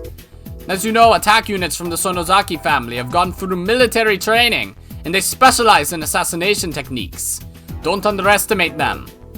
I need you to help me expose the conspiracy of the Sonozaki family. I understand. Thank you for your warning. Even if my life is to end tomorrow, I can't die now. That's right! Under no circumstance should you peek out from the windows, okay? Be very careful. The phone conversation ended. Rena Ryugu was going to let Keiichi Maebara deliver the scrapbooks. Did you get what I wrote on the memo already? Yes, we've got it. Do you think it'll work? I scared her, so I don't think she'll peek out the windows. I'm sure she'll still have her eyes open, though. I'll work around it. I roughly understood what was going on from the phone conversation. Okay, Keiichi-kun. Here are the scrapbooks. Their contents are very important. They're proof of the Sonozaki family's conspiracy, and the police can use them as evidence to conduct a raid. Please take this to Oishi-san, okay? And when you give it to him, come right back. I'm watching you. If you do something you aren't supposed to, I'll be angry. Rena took out a couple of old scrapbooks from her backpack and gave them to me. Then she cast a sidelong glance at me, so this wasn't a red tint all along, it's just evening light. I'll tell you about these later, Mi-chan. I'll tell you all about what a scary conspiracy your family is planning. Or maybe you already know, huh? Anyway, go on, Keiichi-kun. Just go halfway out into the schoolyard. Don't say anything. You're just delivering the scrapbooks. Don't talk, okay? If you do... If it was Chie-sensei, she'd slap you with a ruler. But, what should I use instead? Alright, I won't even say a word. Come on, put that hatchet down. I'm your ally, right? Trust me, okay? Yeah, you're right. I trust you. So please don't betray me, okay? Rena's eyes were telling me clearly. They were telling me she didn't trust me. But even in this state, she also knew she shouldn't distrust her friends. Therefore, although she couldn't trust me, she was pretending to. That was why she didn't tie me up. Okay, I'll be going. I'll be right back. Okay. I walked past my friends who were lying down on the floor and headed to the exit. I saw some of their faces as I passed. Some were fearful, some were sure that I'd use the opportunity to run, and some were scared that they'd die if I did. Don't worry, guys. I won't let her even touch any of you. If Rena tries to do something, I'll stop her even if I have to risk my own life. Anyway, I'd do whatever it took to ensure that nobody died. I had to make sure Rena didn't get angry. I'd just wait for the right moment. I went down to the school entrance and changed my shoes, then unlocked the door and stepped outside. I felt the fresh air on my skin. I saw the lights from the police cars. I could feel all the policemen looking at me. As soon as I was in the schoolyard, a little voice tried to tempt me. I was free from Rena now. If I ran off the school grounds, I'd be free. What was I thinking? If I did something like that, Rena would go crazy, and who knows what else she'd do. The important thing here wasn't my safety. It was to make sure that Rena didn't kill anyone. I saw a big man coming towards me from the school gate. That was probably Oishi-san. Are you Keiichi Maebara-san? Hello, I'm Oishi from Okinomiya Station. You can call me Kura-chan. Sorry! Rena told me not to talk and to just give these to you. So please, just take them in silence. I understand. These are the scrapbooks, huh? I'll take them. I tried to hand the scrapbooks to Oishi-san, but he stepped aside a little. Huh? Confused as to what he was doing, I changed my position and handed them to him again. He took them that time. And at that point, Oishi put something that was under his jacket into my pocket. Don't worry! Even if Ryugu-san was watching, the building is behind you. She couldn't have seen that. Huh? What is this? I couldn't look into my pocket because I didn't want Rena to suspect anything. But whatever it was pretty heavy for its size. I have a memo for you, too. On your way back to the classroom, please read it without Ryugu-san noticing. Go on now! She'll get suspicious. I just followed his directions. I was worried Rena had begun to suspect something. When I looked at the classroom, the curtains were closed. But that didn't mean she wasn't peeking out through a crack. I went back to the entrance and locked the door. If Rena checked and found the door unlocked, it could cause more trouble. Rena was in the classroom. There was no way she'd come down this way. She was alone. If she'd left the classroom, everyone would get up and run. They couldn't run because Rena was there, but they were all waiting for their chance. The entrance, then, was Rena's blind spot. As I changed my shoes, I quickly removed what Oishi-san had put into my pocket. There was a radio with an earpiece, and something else that looked like a short police baton. There was also a folded piece of paper. I opened the piece of paper and saw a note written in small print. Dear Maebara-kun, please hide the bug in your pocket. Picks up even a low voice, so you can use it to get in touch with me. By using the earphone, you can hear me in return. There's also a spray for self-protection. It sprays as far as 1 meter. Make sure you aim for the face. This must be the spray. Guess it's safe to try it here. I held down the button and gas sprayed out from the nozzle. Compared to Rena's hatchet, this required some caution, but it was small enough to fit inside of my hand. It was reassuring that I could hide it so easily. In other words, it was now possible for me to stop Rena. As I realized all my classmates' fates rested on my shoulders, I felt sweat form on my face. The memo continued. The spray is just for self-defensive purposes. Pepper spray only impairs eyesight, and while it makes your enemy powerless due to extreme pain and coughing for at least 30 minutes, it's not powerful enough to render them unconscious. Therefore, please don't forget that there is a possibility that your enemy might fight back desperately in panic. The spray is your last resort. Please don't depend on it, but if you need to, make sure to use it. Oishi. Was he telling me to use it or not? It was probably one of those grown-up issues. If the cops entrusted me solely with the fate of the hostages and I failed, they'd be held liable. So while he gave me a weapon, he made me consider its use. I hid the bug and the spray in my pockets and went back to the classroom.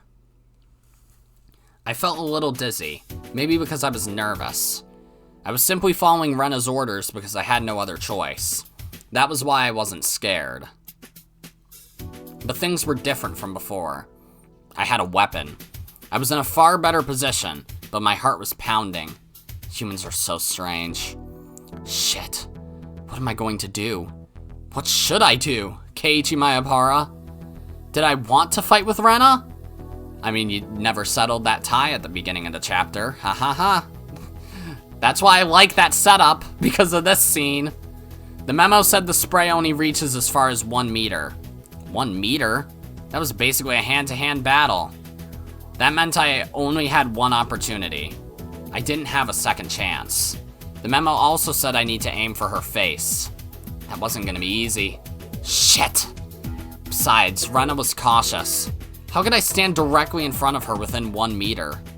That's what I'd have to do if I was to have any chance at winning.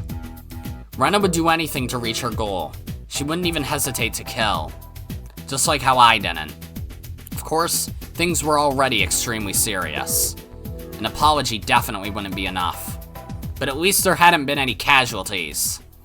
The more time passed, the more irritated Rena would get. She might demand something again. She might kill someone that time to show how serious she was. Bad things had already taken place, but a tragedy hadn't occurred yet. But it was almost here. It wasn't very far at all. When I closed my eyes, I could easily picture Rena killing one classmate after another. After I killed Rena and Mion, my room was covered in blood.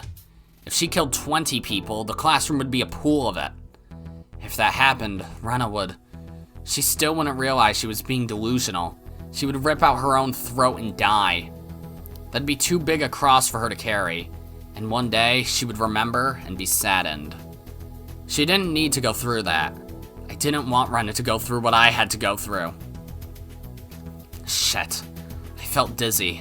This was a very long hallway. I didn't know the classroom was so far. With each step I took, my determination to fight Rena became stronger. Rena would be shocked to realize I betrayed her. But if she couldn't wake up from the nightmare on her own, someone else would have to wake her up. And her friends needed to be the ones to do that. Welcome back, Keiichi-kun. Did Oishi-san say anything? What is this smell? As soon as I stepped into the classroom, I smelled something. How does pepper spray react with gasoline? Probably not good either. Everyone had moved to one corner of the classroom. The smell reminded me of a gas station. Was it gasoline? I saw a red gasoline container by Rena's feet. The cap was open. It was seemingly sturdy and made of metal. It said gasoline on the side, written in felt marker. She must have spread it across the entire classroom. The smell was almost giving me a headache. No, it wasn't just in the classroom. The classmates were soaked in gasoline too. How could she? I see. This was just like a hijacker holding a bomb. If the police were to rush in, she would burn the hostages. I didn't know where she got it, but she had a lighter in her left hand. Rena, what do you think you're doing? Of course I won't actually do it. This is just insurance. I don't want to barbecue everyone either. So I hope this will all just end as a joke. Rena shut off the lighter. Obviously, she was trying to threaten me. I've heard about people committing suicide by setting themselves on fire. They pour gasoline on themselves and light it ablaze. Or they do that for fucking internet clout. Christ, people are stupid. You might think that if it was extinguished right away, it wouldn't be that bad. But human skin is supposedly very delicate. They say that even if 30% of a person's skin gets burned, it's enough to be fatal. If it was your entire body, it would result in death for sure. I had been put in a disadvantageous position. My weapon might take Rena's sight, but I couldn't stop her from using the lighter. She'd probably use it the moment she's attacked, and then drop it on the ground, so yeah. I didn't know if she realized it, but the kind of lighter she had would keep burning until the lid was closed. Therefore, all she'd have to do was to light it and drop it onto the floor. In other words, my spray can wouldn't make Rena powerless at all. And plus, I was thinking for a second, if you spray the flame, it would extinguish it, except no, it would probably spread it, so that'd be stupid. It would not only burn her, but also burn everybody else in the room, so good job. The last resort Oishi-san gave me had already lost all its power. What do you mean, insurance? With those scrapbooks, Oishi-san will convince the rest of the police. After that, their investigation will expose the conspiracy, right? Do you really think those scrapbooks are enough? I know government people don't move nearly quickly enough. Rena was thinking that if she didn't see any progress with the scrapbooks, she'd pressure the police by letting them know about the gasoline. Let's just trust Oishi-san for now. We should just wait to hear from him, okay? Yeah, that's right. Okay, then let me pick up where I left off. Anyway, those parasites became harmless with the passage of time. But some people didn't like that. Those people are the 3 families of Hinamizawa. Therefore, they are Rena was simply telling everyone what she heard from Takano-san, and I accidentally right-clicked. I started mumbling so I could let Oishi-san know what was going on. What a smell. Scattering a whole portable tank of gasoline. I was pretending to mumble to myself, so I could only say it very quietly. I wished I could say it louder, but that was probably impossible. I wasn't sure if Oishi-san could hear me. I thought of an idea to find out whether or not they could hear me. It'd be nice if I heard a car honk. Kuma-chan, honk the horn! Kumagai honked once quickly. Gasoline, huh? Shit. That explains the smell. I'm sure she's intending to use it to get what she wants. Kuma-chan, people usually mean an 18-liter tank when they say portable tank of gasoline, right? That's fucking huge! What the fuck? Well, probably, but I'm not sure. Komiyama-kun! Is there still someone from the forestry service here? Could you get him? I see. Those cans have gasoline written on them. Do plastic kerosene tanks have kerosene written on them? Yes. We don't want to mix them up. All the fuel containers have labels.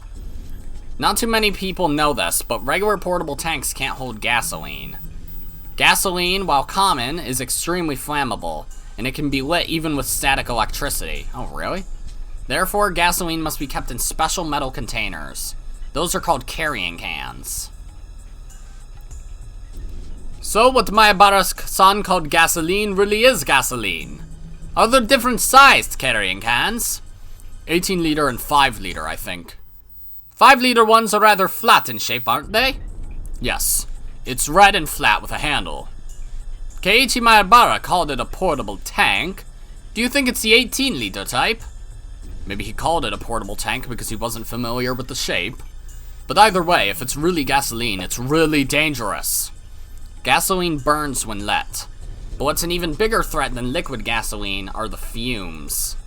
When gasoline fumes are lit on fire, they explode. Really? Also, gasoline evaporates easily. Even at freezing temperatures, it evaporates. Is that what leaves behind fucking rainbows in the parking lot? And so, in other words, inside the closed classroom, the fumes would fill the entire space. The classroom would then become a bomb itself. So do cars lose gas then, even when they're just sitting idle? Because that might explain why gas seems to go faster than it should. Kuma-chan, do you know anything about Class 4 hazardous materials? My dog's barking, so sorry about that. No. I know gasoline fumes are dangerous, but I don't know any more than that. To prepare for the worst case scenario, I want to find out the difference in scale between the 18 liter and the 5 liter. I know, I'll ask the old guy. Excuse me, could you call the station and see if the old guy from the forensics department is still there? Oh, I've heard what's going on. The criminal requested you, huh? Kaboom! Richie Patsuran! Uradora on top of that, too. This isn't a laughing matter anymore. Anyway, do you know about 4th class hazardous materials? 4th class, huh? If we had everyone here, we know everything about hazardous materials. Does the suspect spread gasoline or something? Yeah, that's exactly what's happening here. We bugged one of the hostages. Supposedly, the suspect spread gasoline throughout the classroom. But we don't know if it's from an 18-liter can or a 5-liter can. Can you tell me the worst case scenarios for both of them?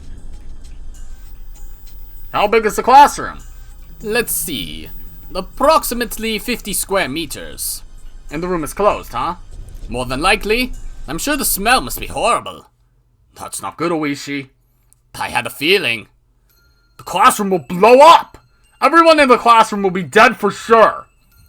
You mean in the case of the 18-liter? Fool, I'm talking about the 5-liter one! If I remember correctly, 4 liters is plenty enough to blow up an 8x8 meter room. Which is bigger than that. Wait, they said 50 meters, right? Yeah, 50. And 8x8 would be 64, so. Ouch. The policeman listening to their conversation on the side went pale. 8x8 meters meant a room that was 64 square meters. Only 4 liters are needed to blow that up, and at least 5 liters were scattered in a 50 square meter room. And she probably used an 18 one, you know, based off of that fucking wrong ending. In other words, the room has more than enough gasoline, huh? That's not good. I'd rather not hear this, but what would happen if it was an 18-liter can? Let's see. To put it in your words, Oishi, the dealer's hand is Riichi, Ipatsu, Pinfu, Tanyao, Aka Aka, and Dora Dora. What do you mean? Daimon from the dealer, 24,000 points. The base distribution is 25,000 points, so there will be 1,000 points stick left. Something like that. There may be 1 pillar left if you're lucky. My gosh, I don't want that kind of Riichi. You should call the fire department and get a chemical unit ready. You'll need to have them deal with it after the incident is taken care of. Shit. I heard this through the bug, so if a fire engine shows up, the suspect will find out. And I guess I'll have them get ready where she can't see them. Yeah, that's a good idea. You mentioned a bug, didn't you? Yes, I had a chance to come into contact with one of the hostages. I gave him a bug. That's how I found out about the gasoline. I think I already said that.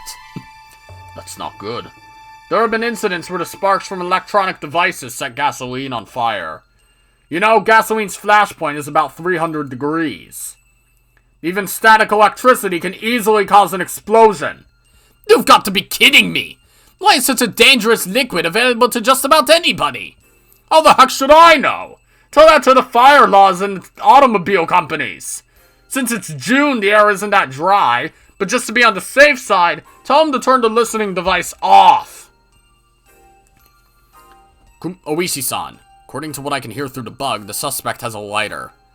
That means even if Mayabara-san used the pepper spray to stop her, he won't be able to prevent her from igniting the gasoline. And we can't even use the bug anymore? Damn it! Oishi! A lighter is really, really bad! Don't even let her play with it! The suspect may not know how dangerous gasoline is. From hearing how much she spread, I don't think she knows anything about it. Oishi's back was covered with a cold sweat. He never even thought this would turn into such a serious matter. He didn't know how dangerous gasoline was, and neither did I, Christ. Is the moral of the story that conspiracy theories are bad and trust your friends? Or that gasoline should not be available to the general public? Because I think both are probably fair at this point. He didn't know, because he'd never heard of cars exploding in car accidents. He knew it was dangerous, but he didn't know what it was capable of. Gasoline is more dangerous once it evaporates. Therefore, a burning car in an accident and gasoline fumes being ignited are at completely different levels.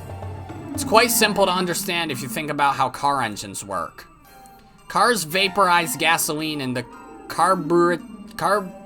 whatever, and let it explode in the engine cylinders. That's how it works? Oh, okay.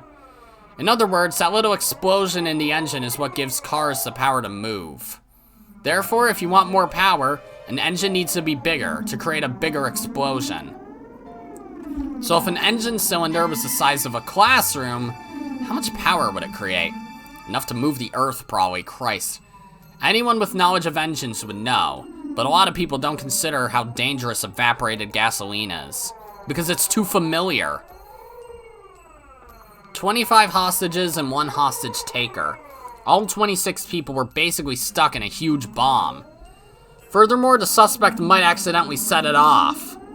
If she were to pretend to light the lighter as a threat, that would be the end.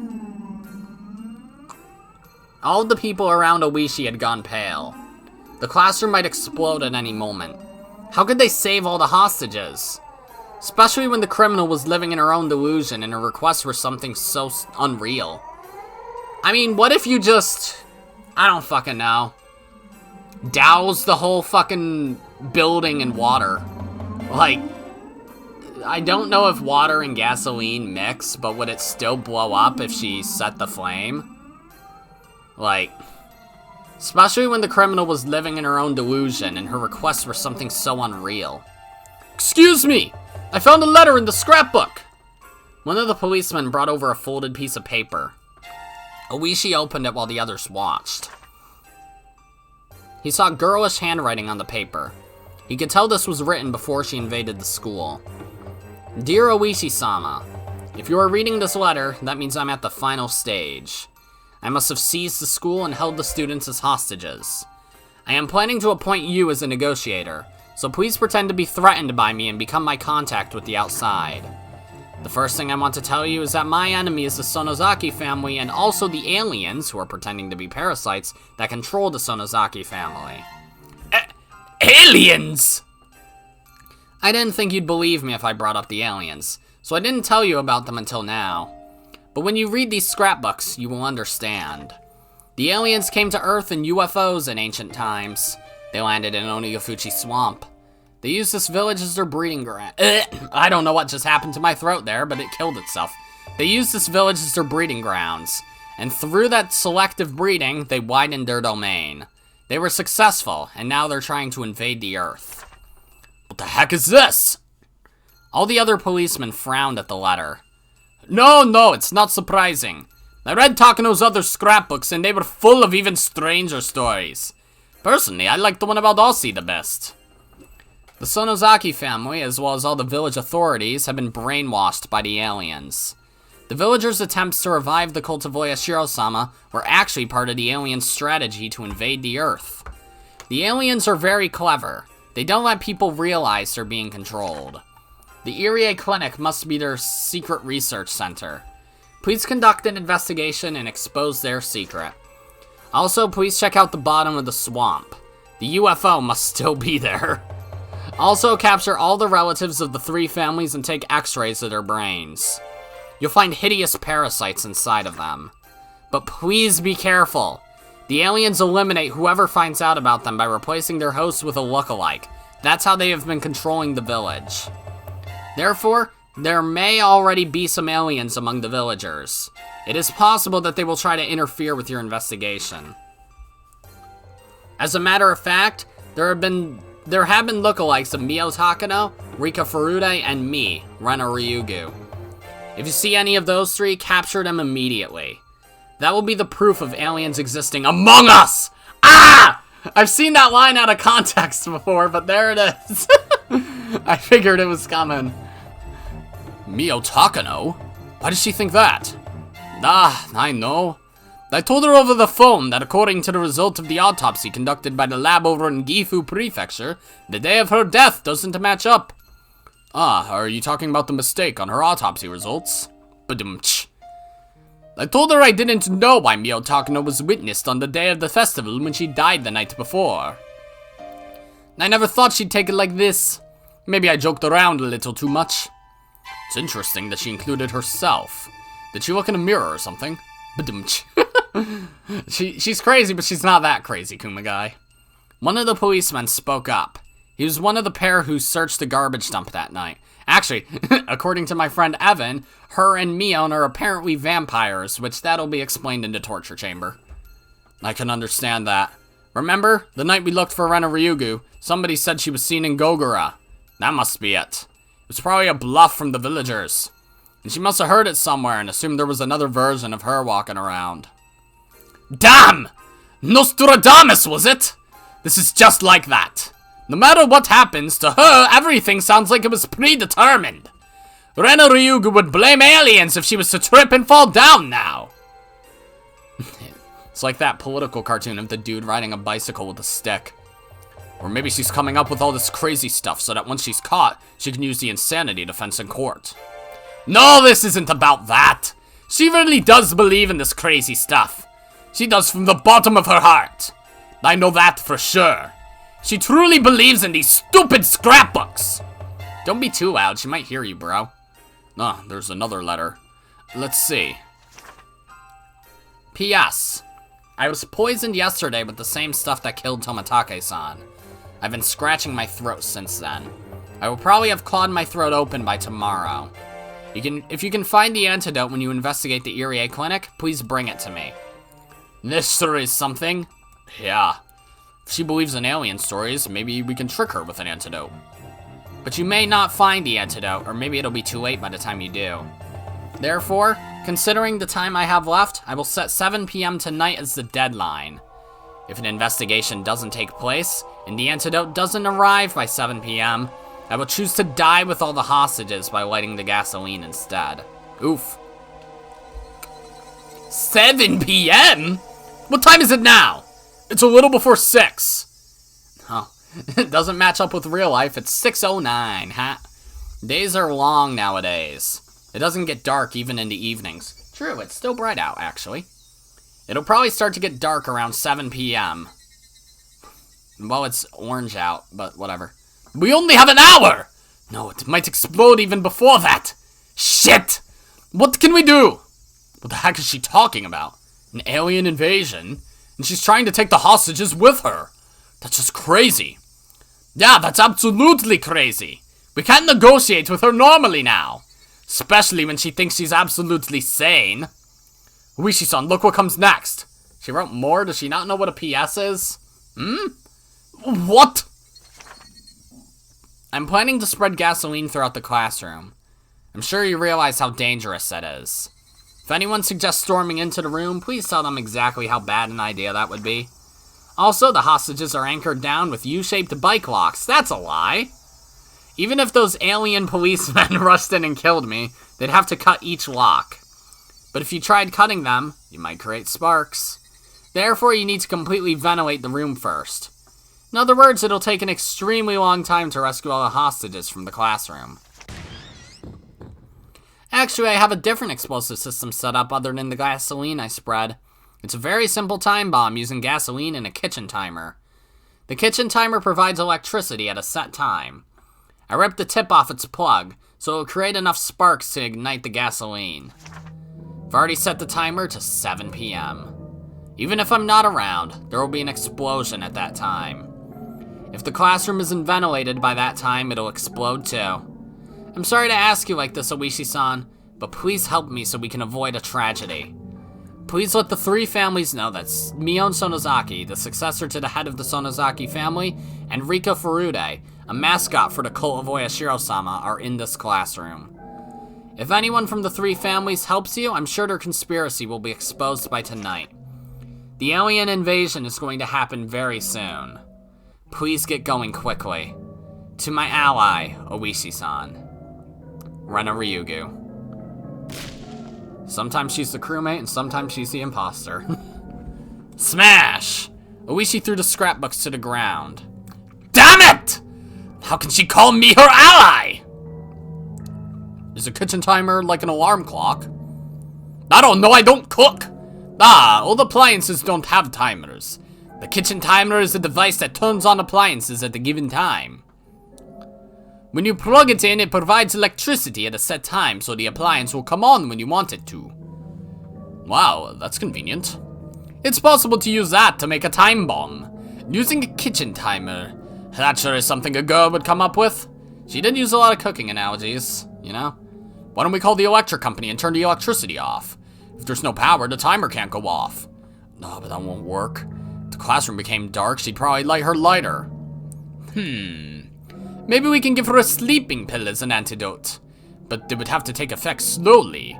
I'm sure she'll have a hostage try it first. Be very careful. Understood. I'll get one ready. I need to talk to Mayabara-san one more time. I have to tell him not to let Rena Ryugu play with the lighter. I also have to tell him to turn the bug off. How about that, by the way? Have you heard anything interesting? The suspect seems to be abusing a hostage. Shit! I think it's Mion Sonozaki. Well, that's great. Stop it, Rena! Rena kept hitting Mion, who had her hands tied behind her back. Rena wasn't using her fists, but instead the handle of her hatchet. Keiichi-kun, you promised me you wouldn't move. If you do, I'll be angry. Rena's gaze intimidated me. Her eyes were full of madness. I could feel Rena's emotions boiling over on the inside. If I opposed her, she would easily cut Mion's arm off. What I can't forgive is that you dug up the corpses and turned them into the police! I trusted you! I trusted you! Rena hit Mion's face over and over. It wasn't just Mion's hands that were tied behind her. Her neck was also tied to a window frame with a bike lock. Oh, that wasn't a lie then, okay. There was no way that Mion could protect her face. I didn't know if her forehead was cut or her nose was bleeding, but her face was covered in blood. Her blood got on the handle of the hatchet, and every time she got hit with it, more blood was smeared on her face. The handle of the hatchet could easily smash her forehead. Because of her position in the Sonozaki family, Mion couldn't say that she hid the bodies, so all she could do was endure. However, Rena continued to attack her. Rena no longer had any restraint. She might even continue until Mion's front teeth were broken. Stop it, Rena! Haven't you done enough? I'll tell you the truth, so Rena, please stop hitting her! The truth?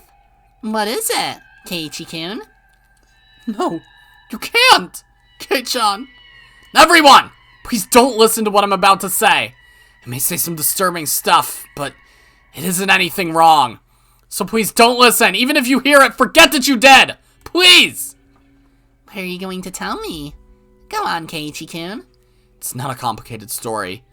That was for your sake. We found out afterwards that the place you buried the bodies was going to be clear-cut this summer. So we thought we had to do something about it, and Mion hid them in a safer place. You told me that same story the other night. Didn't I tell you that was something Mi-chan made up? Why would she lie? She wanted to help her friend. Mion did it to help you. That's a lie. I won't believe it. Why did you do that without talking to me then? Why did Mion even have to tell her? Mion was trying to be delicate. Mion did her best trying to hide what Rena did. Mion knew Rena was at her wit's end, and that was why she did it in secret. But Rena didn't want to believe her. That's not so, Keiichi-kun. How contemptible of you, Mi-chan, to even deceive him! I won't say anything about your tricks during the club activities, but this? I can't forgive you! I can't forgive you. I can't forgive you. I can't forgive you! Stop it! Don't hit Mion! Mion didn't do anything! I never knew having your hands tied behind your back was that scary. Mion got hit repeatedly with the handle of the hatchet. She could only endure. She couldn't even protect herself with her hands. Hey, is it true, Mi-chan? If so, why didn't you tell me? Can't you understand Mion's position? She has to follow certain rules as a member of the Sonozaki family. Shouldn't you be grateful for what she's done for you? I may have said it too aggressively. Rena turned around and glared at me. That's right, Keiichi-kun. Mi-chan sold me out to the police because of the circumstances surrounding the Sonozaki family. She sold out her friend. I was her friend. I really liked her. That was mean, Mi-chan. I really did like you so much. Why? How could you? This is really hard, honestly. Ah! This was senseless. Rena cried as if being bullied, but she was the one doing the bullying. Normally, this would be so odd as to be impossible. But I had seen this scene before. I liked you. I trusted you. As I cried, I beat her to death. Rena repeatedly begged me to trust her, yet I beat her. I know what it's like to be the one doing the beating. Stop. Stop, stop, stop! Stop, Rena! Don't you realize what you're doing? You're hurting your friend with your own hands! I understand what you're feeling. I know you're sad because your friend betrayed you, right? But that's a misunderstanding! We didn't betray you. We've been thinking about you all this time! But she just couldn't see that! Even if she died, Rena probably wouldn't realize she'd made a terrible mistake. But someday you'll realize. Even an insensitive guy like me realized. So Rena would realize it for sure. And that's when you'll feel even sadder, Rena! You'll remember this bloody Mion one day. Then you'll realize that you were the one who made her bloody. And you'll regret that you did! But I was the only one who could understand that. Because I remembered. There was no way for Rena to understand or realize that. I wondered if I was suffering the most of all. There was no way to avoid a tragedy. This was Exactly the same tragedy, with different actors. The main character was Rena instead of me, but it was the same thing. Where was I? I was in the audience now. I knew how the story ended, but I couldn't come onto the stage. Stop! Rena! Stop! Stop! Are you crying? What's wrong, Keiichi-kun? I stood up slowly and walked towards Rena, just like what Rena did for me before, with my arms open. Please stop. Stop this, Rena. You may not know why now. You may not know why you have to stop now. But if you don't, you'll regret it someday. So please, stop. Keiichi-kun, I'll be mad if you don't move back to the wall. Oh, okay. Rena's eyes went cold and she lifted the hatchet in her right hand. Don't, Kei-chan, I'm okay. Mion told me, but with such a bloody face, how could she be? Are you going to hit me with that hatchet? If you come any closer, I will. Without hesitation. I don't need you anymore, Keiichi-kun. But I want to be with you until the end.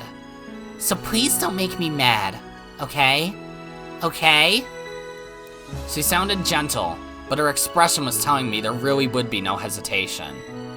Rena would crack my head open with the hatchet immediately. But who cares? If you were in my shoes, what do you think you would do? Of course, I don't want to die, so I wouldn't oppose my opponent. If they had a weapon, I would be scared. That's a lie! I know. I know you're strong enough to give up your own life for the sake of your friend. It's my turn now. My turn to be strong. I'm just like you.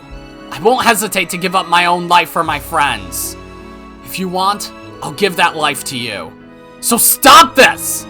If you trust your friend, stop hurting her! The same pain will attack you later, so stop! Nobody is trying to scare you. We're all thinking about you. Don't doubt that. Please believe it. Trust me. If you can come to trust me by smashing my head in, go ahead and crush my head with that hatchet. I won't try to protect myself. Don't come any closer! If you do, I'll light this place up! Rena lifted the lighter overhead. You fool! How long are you going to dream about such crazy things? You already know that yourself, don't you? That it's all just a bad dream. You want somebody to wake you up. I'm here. I'm here to wake you up from your nightmares. You're the one who has to wake up, Keiichi-kun. Can't you believe that those aliens are trying to invade the village? You believed me back then. Are you doubting me again? Can't you trust me? Rena opened the lid of the lighter. I could tell her thumb was about to light it. Rena was prepared to die along with everyone else. Rena would die without knowing the truth. She would die believing it was the world that was crazy. She would die cursing everything in this world. Tatari Goroshi. That was the storyline of this tragedy, wasn't it? That this was a theater from hell. What an interesting script. Who wrote it? A devil? Shit. I won't let this happen. Don't underestimate Keiichi Maebara, the original main character. I'm sorry. Okay, back to serious mode. Don't think the same storyline will work again. I'll be taking over the script this time, and I'm going to destroy it. I won't let this bad ending take place. I'm going to destroy their expectations. You're the one who doesn't trust me, Rena. Just trust me. Shut up and trust me. This is all for your own sake. As the main character of the previous tragedy, I'm telling you this. You just shut up and listen to me. What are you talking about, Keiichi-kun? Shut up and trust you? You're the one who doesn't trust me, Keiichi-kun. Why don't you believe me? Shut up! I said that horribly. You're stupid, Riku. I know you're wrong. I know how you'll end up. So I know you're going to regret it in the future. I don't want you to finish your life without realizing what you've done. You just don't know how sad that is yet.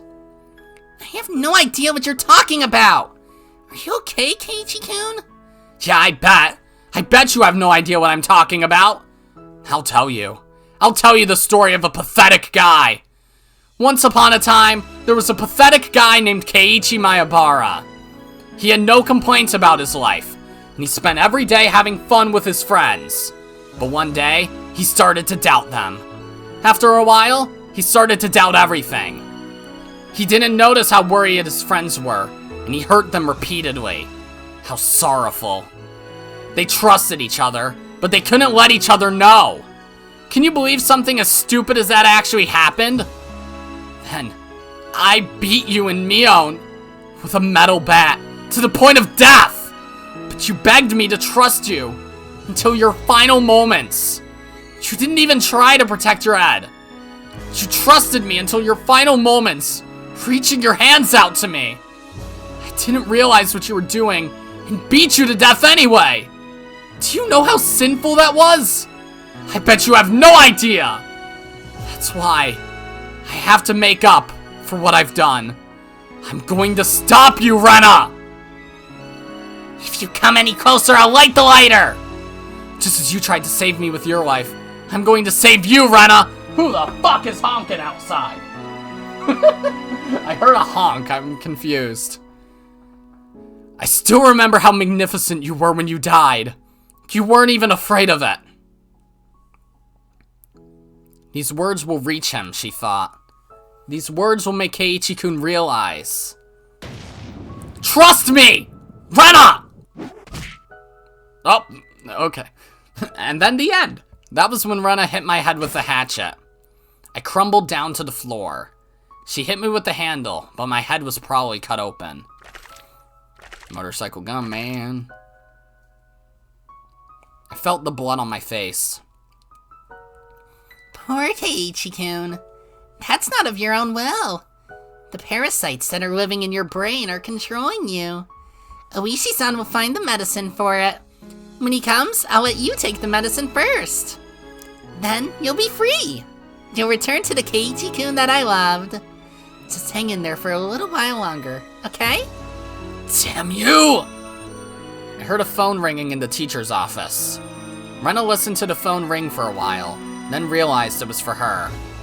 Rena tried to answer the phone in the classroom, but she couldn't figure out how to transfer the call, so she decided to answer it in the teacher's office instead. I'm going to the office for a bit. Don't run away, okay? If any of you are missing, something terrible will happen to me-chan, okay? Rena glared at everyone in the classroom, intimidating them, and then left. That was when I heard a honk from the outside. Who the fuck is... I remembered the signal from earlier. Did Oishi-san want to get in touch with me? I bent down and put the receiver earphone in my ear. Can you hear me? This is Kumagai from Okinomiya Station. Please cough if you can hear me. Very good. Please listen carefully. The gasoline the suspect spread everywhere is very dangerous. The classroom is filled with vaporized gasoline right now. It's like a bomb. Please don't aggravate Ryugu-san and don't ever let her play with the lighter. Please don't provoke her anymore like you just did, okay? This bug is awful. It's possible for gasoline fumes to ignite at the slightest spark. Therefore, please turn the bug off after this communication. That's just to be on the safe side. Also, one last thing. According to the suspect's note, she has set a time bomb. A time bomb? She used a kitchen timer to make a simple time bomb. And the classroom will explode if it goes off. We're trying to get some sleeping pills ready to give to her as an antidote. But we don't have much time left. According to her note, the timer is set for 7 p.m. I looked at the wall clock. It was 6:45 p.m. There were only 15 minutes left. I could hear Rena screaming into the phone. No, the time has already been set! Hurry up, Oishi-san! I won't wait for even a second longer! As you can hear, Rena Ryugu is refusing to reset the timer. She's going to kill herself in 15 minutes. I remembered thinking the same way as Rena. After I killed Rena and Mion, I knew the police would come. I thought someone would solve the mystery after I was dead. If that's what Rena was thinking, then she had been planning to kill herself from the beginning. What do you want me to do? The sweeping pill should arrive soon, but if an explosion took place before we could negotiate, there'd be no point. We want you to find the time bomb and disassemble it. You mean cutting red and blue cords like in the movies? It's probably simpler than that. According to the suspect, she used a kitchen timer. It's not a battery-operated one, it's one of those ones you plug in. Looks like an alarm clock. Do you see anything in an outlet in the classroom? There was one outlet in the back and another at the front of the classroom. I checked, but I didn't see anything that was plugged in. No, I don't see anything.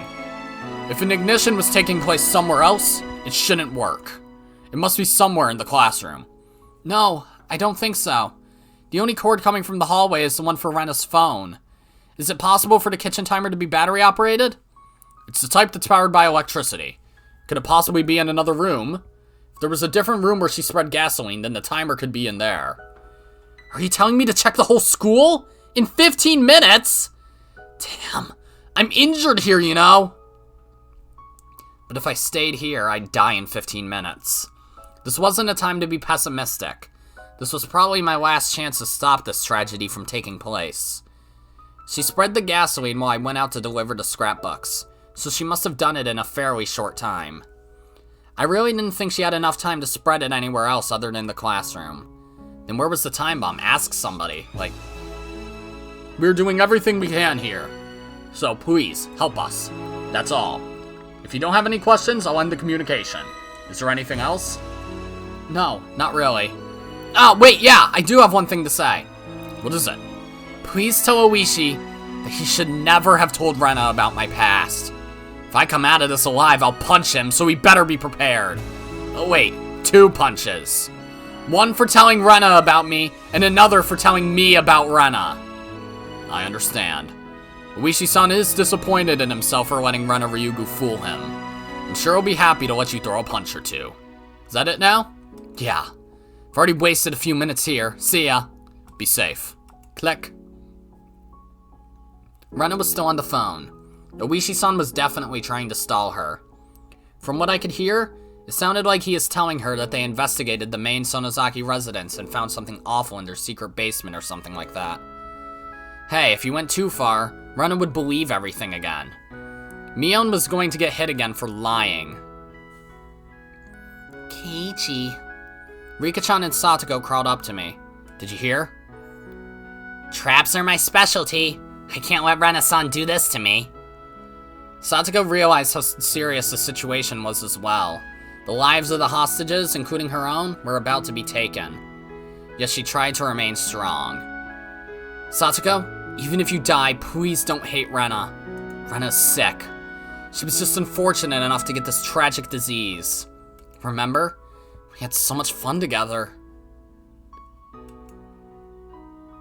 Satoko, I still believe both you and Rena are my wonderful friends. How can you still say that she is your friend after what she has done to Mion-san? But can't you understand, Satoko? Once a demon starts to act up inside, no matter how tragic the outcome, you just can't stop it. Satoko quietly hung her head. I didn't understand what Rika-chan was trying to say to Satoko, but maybe. I believe in Rena-san. There you go, Satoko. I hugged Satoko's head. Rika-chan's arms were tied, so she couldn't embrace Satoko, but she put her forehead closer to her in praise. Okay then, I'm asking the world's best trap expert. If you were to blow up this room, where would you set a time bomb? Count on me. The device has to be connected to an outlet, huh? Yeah, that's right. But it could be somewhere else other than this room. It's possible that she spread gasoline all over a different room and set the device there. No, I don't think she had enough time to do that. She had gasoline close by and only spread it here. That was about all the time she had. I remember now. Rena told me last night that she had to prepare something for today. That means she had things ready since then, at least. Those are all the hints I get, eh? What a cruel minesweeping game. You can find it, Satoko. If you can't, there's no way I can. I'm wagering all my trust in you. You can do it, Satoko. In order to save Rena, please find it. In that case, very well. I shall prove that Renaissance Trap is child's play compared to one of my own. I'm going to ask you one more time. If you were to blow up this room, where would you set up a time bomb? Satsuko grinned and then closed her eyes to concentrate. Oh, okay. I think I'm still very near the end of the chapter, so I'm just gonna stick it out and finish it. I mean, I've been going for 2 hours now, so what's the difference? Who are you people? Oh shit, this is happening still. Move over. Who's in charge here? Several cars had arrived, producing several men. They weren't from the Okinomiya station. One of the men was wearing a suit despite the hot weather. They're all wearing suits of some sort. He approached me, pushing Kumagai aside. Hey, look who's here. Good to see you again, Otaka-kun from the prefectural headquarters. Watch your mouth. I'm ranked much higher than you now, so don't address me so casually. Can I help you with something, Otaka-kun? I'm rather busy at the moment. You can't possibly be thinking about taking over this case. Who approved that exactly? I did, Oishi-kun! Chief! Takasugi-kun has informed me of the situation. He also told me that you started all this. You can go now. The troops will take over. The troops? Otaka-kun, you aren't going to storm the building, are you? I understand the risk, but we don't have any time left before the bomb goes off. You've taken too long. We're here to take care of the mess you left behind. So there was actually a bomb in that other ending too, huh? Okay, well shit. Just step back for a minute. I couldn't talk back if both the chief and a guy from the prefectural headquarters gave me an order. Oishi-san, who the heck is he? That's Otaka-kun. A long time ago, he was showing off even though he was bad at mahjong, so I taught him a lesson. Or maybe he's still holding a grudge from when I knocked him unconscious in that kendo tournament. Obviously, we didn't get along. Give me the latest update, Oishi-kun. Are you serious about storming the school? We were about to settle this thing peacefully with some sleeping pills. What are you trying to accomplish here? It's too late for that. If we had another hour, that would be possible. Instead, a special unit from the prefectural police department will move in. Your unit will be their backup. Chief, you know what's going on, don't you? That classroom itself is turned into a huge bomb. But even the classroom isn't the bomb we're scared of. It's the suspect, Rena Ryugu. We finally calmed her down and found a way to settle this peacefully, and we were about to start that operation. I know we only have about 10 minutes, but I'll make sure this works. I'll continue negotiating. If it doesn't work, I'll be blown up. Then you can sit back and say I told you so, okay? Oishi-kun, the special unit from the prefectural police department isn't just any old unit. You've heard about the second company, haven't you? What's that, Oishi-san? Is this second company that well known? Do you remember about 5 years ago when the JRA hijacked that airplane, Flight 472?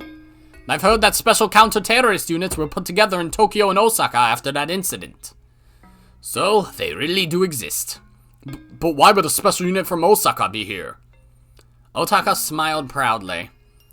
We just happened to be holding a training session with your prefectural police unit. We requested their help. You haven't changed, have you? You have a bad tendency to escalate matters quickly. Yeah, like blowing up the school last fucking ending. The company members exited the vehicles one after another and took possession. They didn't move like policemen. Otaka-kun! Are you really going to have a gunfight here?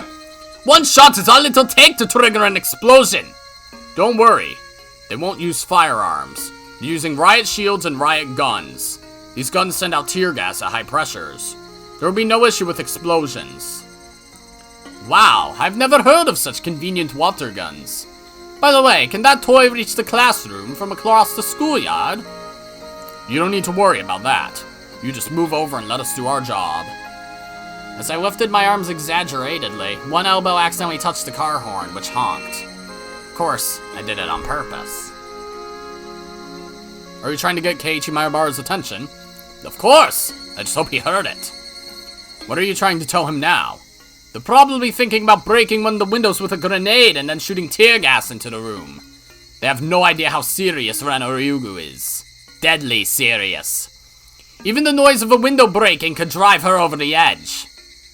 Are you saying the special unit can't suppress her? Of course not! That's why we've been so careful.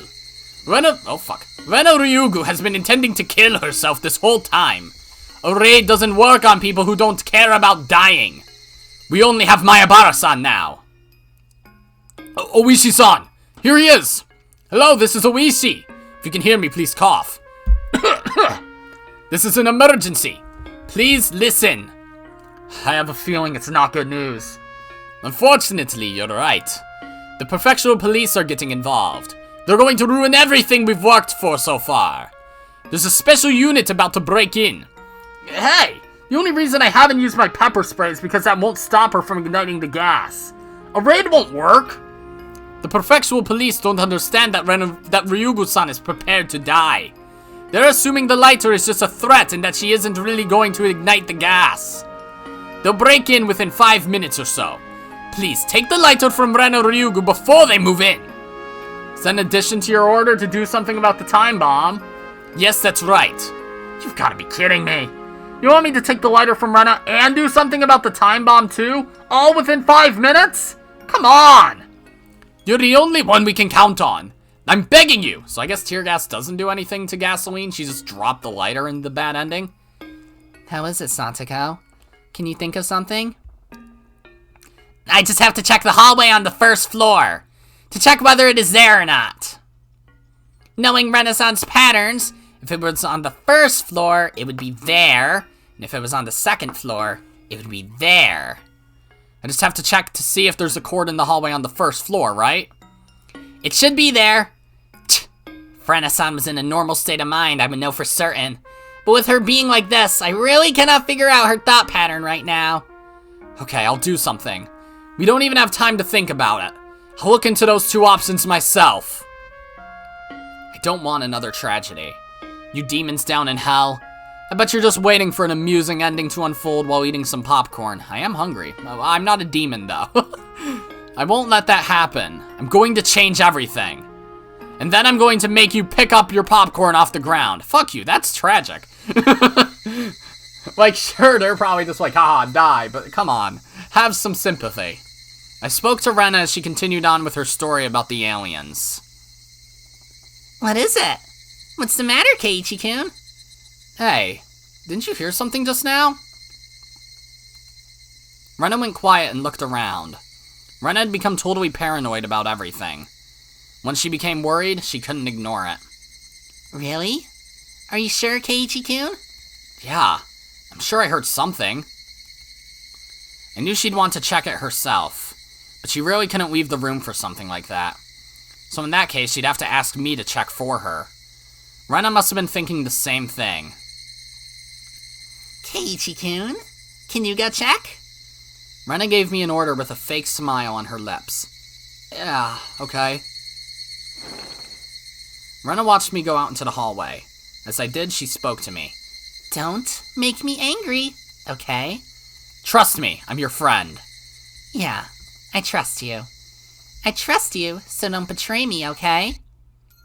After being freed from Rena, I looked for a cord in a hurry. I didn't even have 5 minutes. The office probably had more outlets than anywhere else. I headed for the teacher's office. Shit, where were the outlets? Unlike light switches, outlets couldn't always be found near entrances. Damn it. Why did the clock in the teacher's office have to make such a loud ticking noise?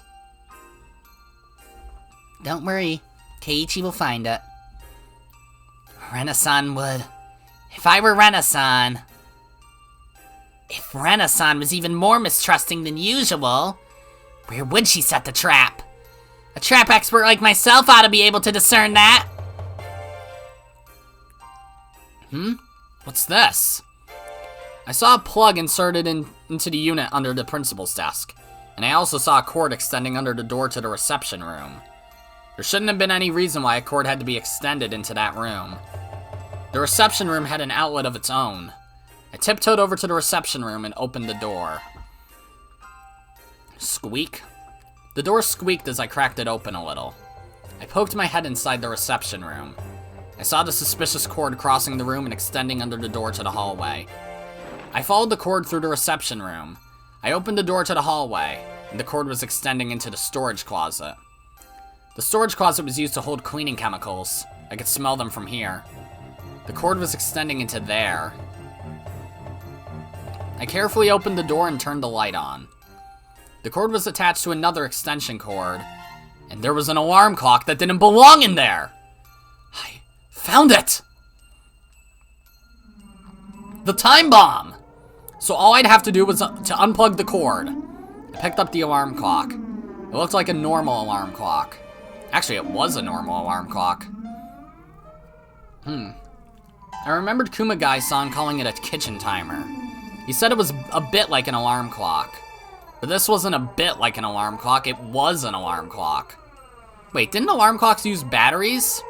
This alarm clock was a battery-operated one, too. I looked at the extension cord, and there was nothing plugged into it. Huh? What was this extension cord for? Why was this extending all the way from the teacher's office? No, Keiichi-san! Run! Satoko! That's the wrong place! You've been tricked! A black shadow was covering me. I felt my body freeze. It was so frozen that I felt it was about to crack. I turned around slowly and saw someone holding a hatchet above their head. Oh boy. I dropped the alarm clock. It made a noise as it hit the ground. Why did you follow the extension cord? And why did you have the alarm clock in your hands? Why did you? All the cells in my body were frozen. This was Rena's trap. Rena was suspicious of everyone, including me. This whole time, she thought there was someone connected to the people outside. This was a trap to lure that person out. Only the people outside knew about the time bomb. I was told about the whole thing, and so I followed the extension cord and picked up the alarm clock. How stupid of me. Wait, Rena! I trusted you, Keiichi-kun. How could you? Rena hit me with the backside of the hatchet earlier. It was painful, but it didn't kill me. But this time, she was holding the hatchet the right way. It wouldn't just crack my forehead, it would split my entire head open! Rena lifted the hatchet mercilessly. She moved slowly, as if everything was in slow motion. She looked almost divine. Maybe it really was holy. I was praying, after all. Praying? What was I praying for? I was praying for my life! How do I make this noise with you, Rika? Ah! Nope. It was so sudden I couldn't tell what happened. Rika missile. Rika-chan had jumped onto Rena from behind. I didn't know what kind of weapon Rika-chan used, but Rena started moaning. It clearly here. Oh! The syringe! She still has that? Okay. That brought me back to reality. I couldn't just watch them. I had to get the lighter from Rena. Ah! Don't think you can win with mere force! Rena knew I was after the lighter. She closed her fingers around it tightly. Rika-chan was grabbing onto the arm Rena was holding the hatchet in. I wanted to tell her to run, but thanks to Rika-chan, I could use both of my hands to get at the lighter. Ah! The lighter flew out of Rena's hand. It hit the hallway wall and dropped down to the floor. I picked it up. At the same moment I did, Rena managed to shake off Rika-chan. There's our chance! I turned in Satoko's direction. Oh, are you fucking kidding me? There's more choices? Okay. Well, sure, this one's probably, you know, horrible. Let's see. Satoko, are you still there? There's no time! There still wasn't any reply from Satoko. Shit, if we don't find out where Rena's hidden the incendiary device quickly, we've managed to confine her to this space, but finding the device is what's really important. Please, Satoko, you're the only one we're counting on!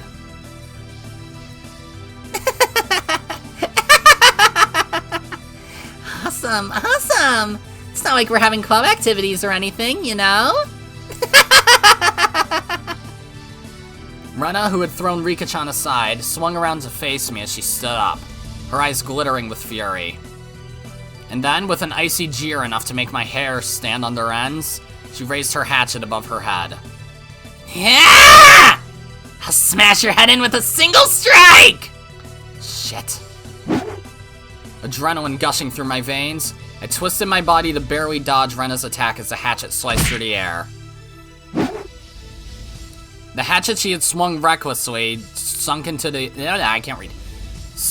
wooden floor with a thunderous roar, and Rena retracted it as if it were nothing and held it up once more as she that's a weird fucking word. Snickered, I'm gonna say instead, because I don't trust that word at all. Flashing her red tongue in mirth. That's a weird word too. Are you fucking kidding me? Okay. How long is this fucking ending part? God, I'm gonna be here all night.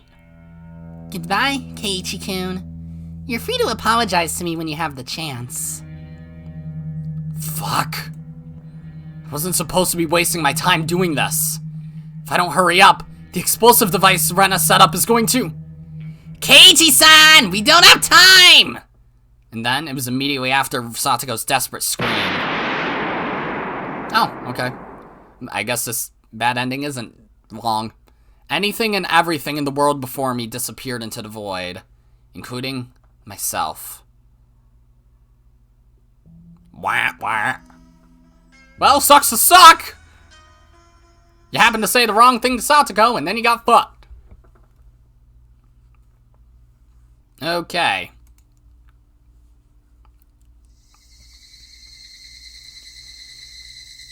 Hopefully there's not any more splits like that, because that one was just entirely pointless.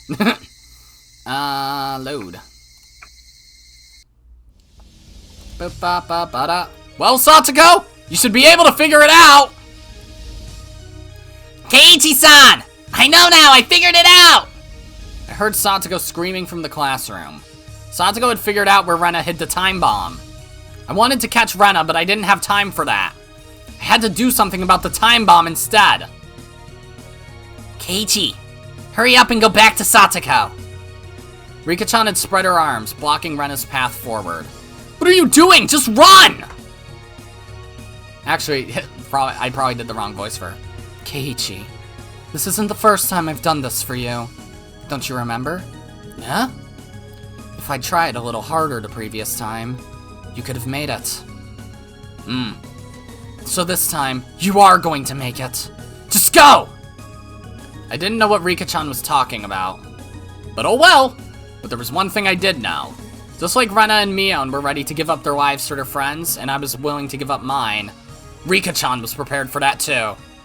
Therefore, telling Rika-chan to run was like telling her she wasn't my friend. And so I will depend on my friend, Rika-chan. Thank you, Rika-chan! Keiichi-san, we're running out of time! Leaving it to Rika-chan, I dashed for the classroom. As soon as Rika heard Keiichi's footsteps reach the classroom door, she sighed in relief. As she did, Rena's black shadow came ever closer. That's great! That's just great! This isn't a club activity, you know? You'll be killed for real. You'll be killed by an angry Rena!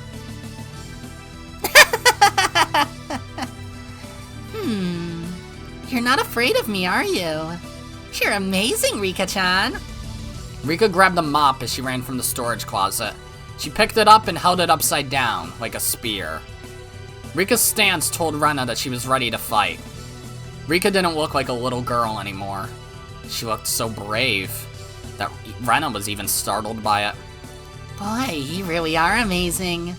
You aren't afraid of being killed at all, huh? Rika smiled cynically. Rika usually never smiled this way. Do you really think I would be afraid of death? I've experienced several hundred deaths up until now. Why should I be afraid of it all of a sudden? You aren't Rika-chan, are you? You're the one I met that night. Show yourself, alien! Where's the real Rika-chan? The real Rika? She's right here. Meep, meep-ha. Ah! The way you're looking down on me, that really is like Rika-chan! I get it. Oyashiro-sama is an alien. The Furude family is descended from him, and therefore you're a descendant of aliens! I'll crack open your head and drag out all the parasites in your brain. Rena raised her hatchet and charged at Rika with a scream. One swing is all I need to smash your head open! Rena looked like a beast charging towards its prey. Oh, okay. Rika took a step backwards and lowered her body, preparing to counterattack. She did that with no hesitation. Even a minute is plenty. I'll play with you. Come on, Hatchet Girl! Do you not get it, Keiichi-san? All the hints were already in place this morning! Calm down, Satoko! Explain more slowly so I can understand. What are you trying to say? Are we in Satoko's perspective now? Christ, we're going to everybody. It's simple if you just remember. Come on, it's quite obvious when you do. Hey, something stinks today. Close the windows. Silly, it'll be hotter in here if we close the windows. We had been smelling gasoline coming from outdoors. There were no forestry service people in the office, so they weren't doing any work today. The smell wasn't coming from anything they were doing. In other words, it was the smell of Rena's gasoline. Oh, true. Rena hid the gasoline near the classroom. She had it in a plastic container. You can't smell gasoline that's in a plastic container. So in other words, she had more gasoline ready than just in the container she used to spread it around the classroom. Where was the smell coming from? Was it coming from outside? Vaporized gasoline is heavier than air. It stinks. There was another hint other than that. What? Our ball is missing! You hit it again, didn't you, Hojo? Why would I hide such a stupid thing? If I was going to hide something, I'd hide something better than that. Kids who love to play with their ball never lose it.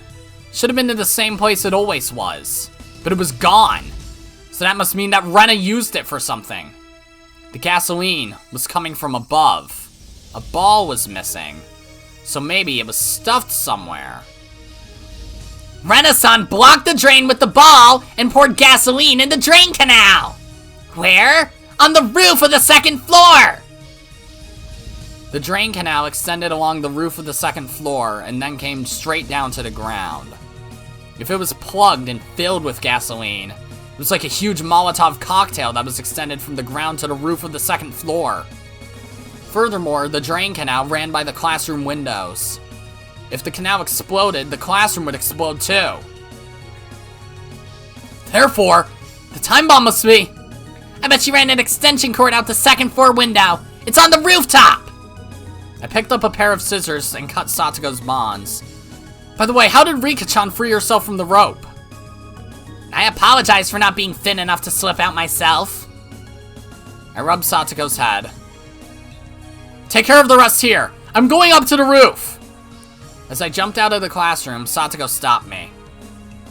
Keiichi-san, here! What is it? Bat. Something silver sailed through the air and bonked me in the head, bad end. I caught it. It was a metal bat. That's Nini's.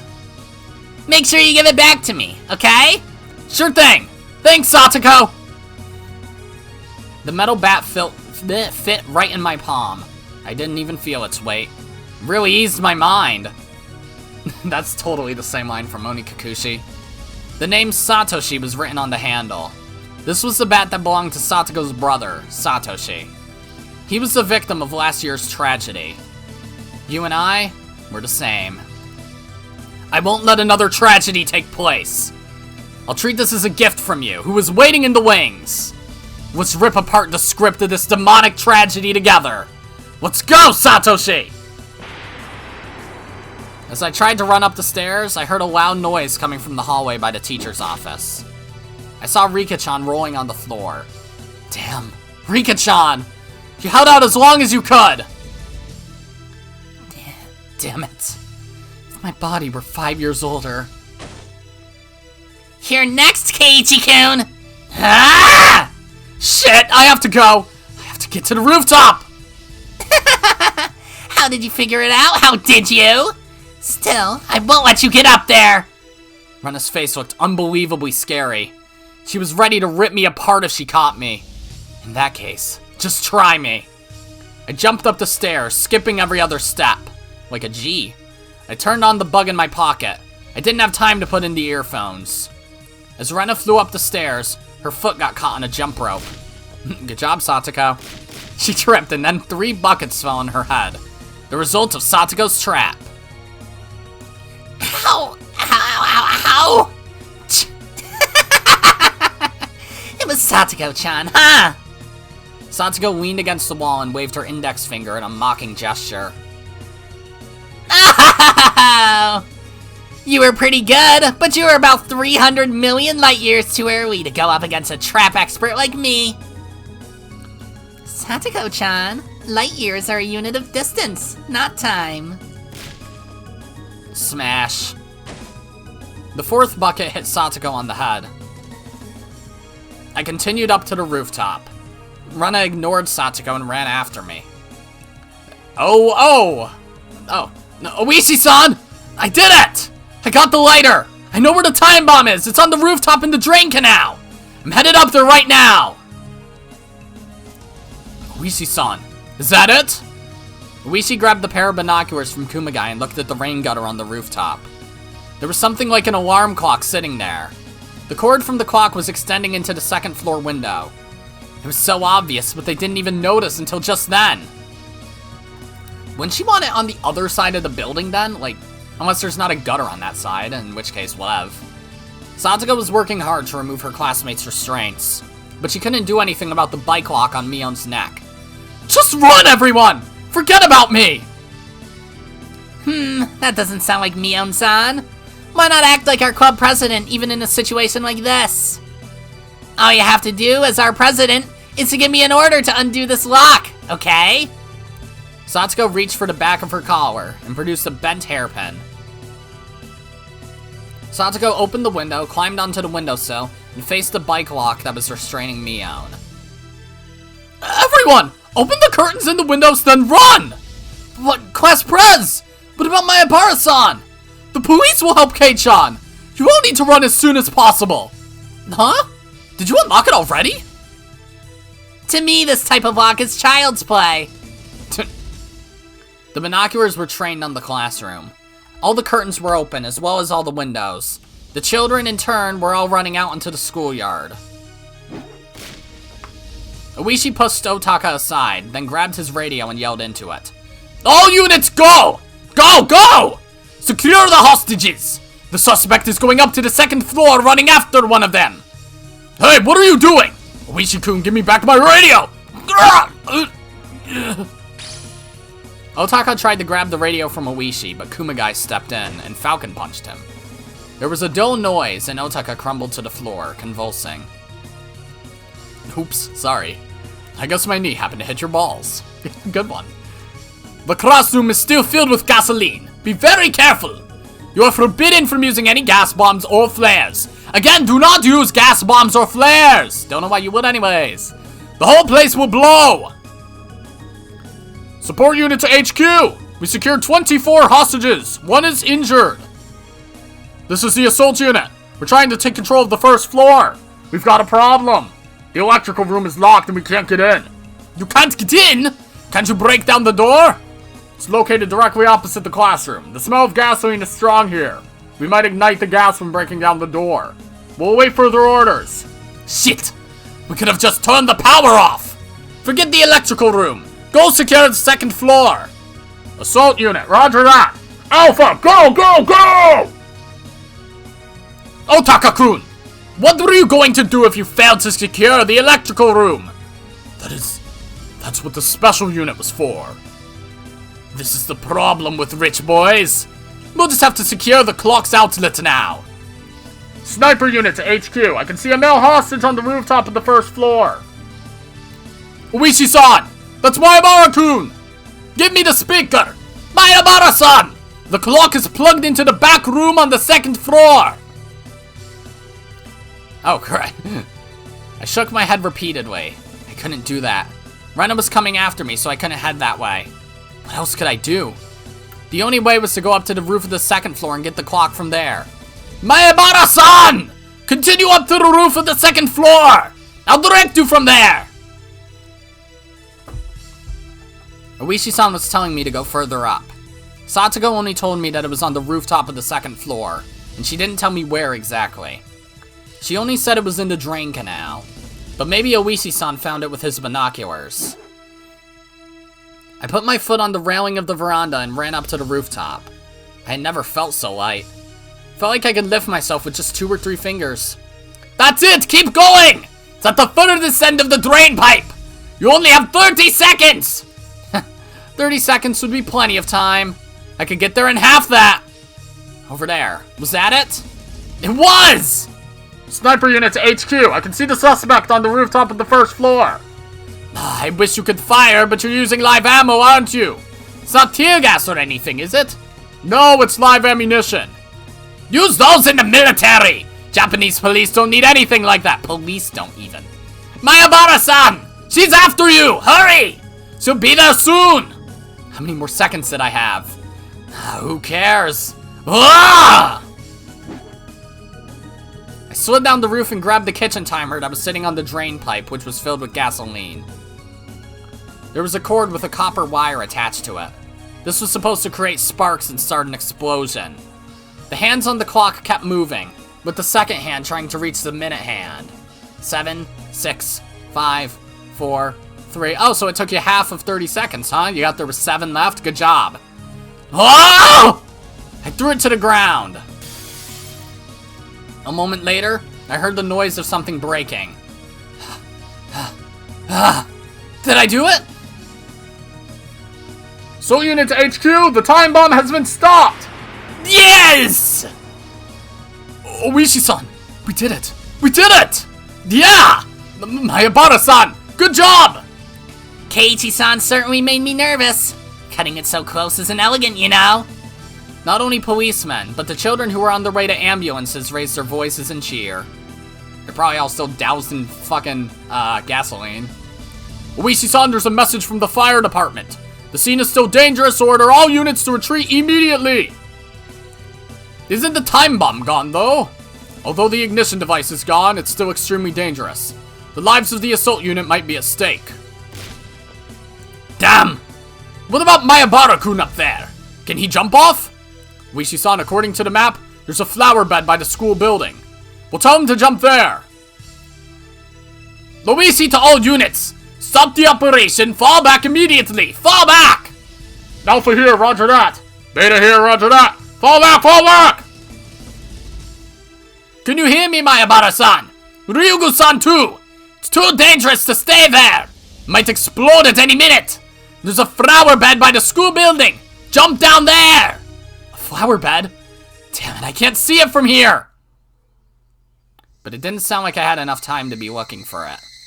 I noticed a white hand at the edge of the roof, followed by Rena's head.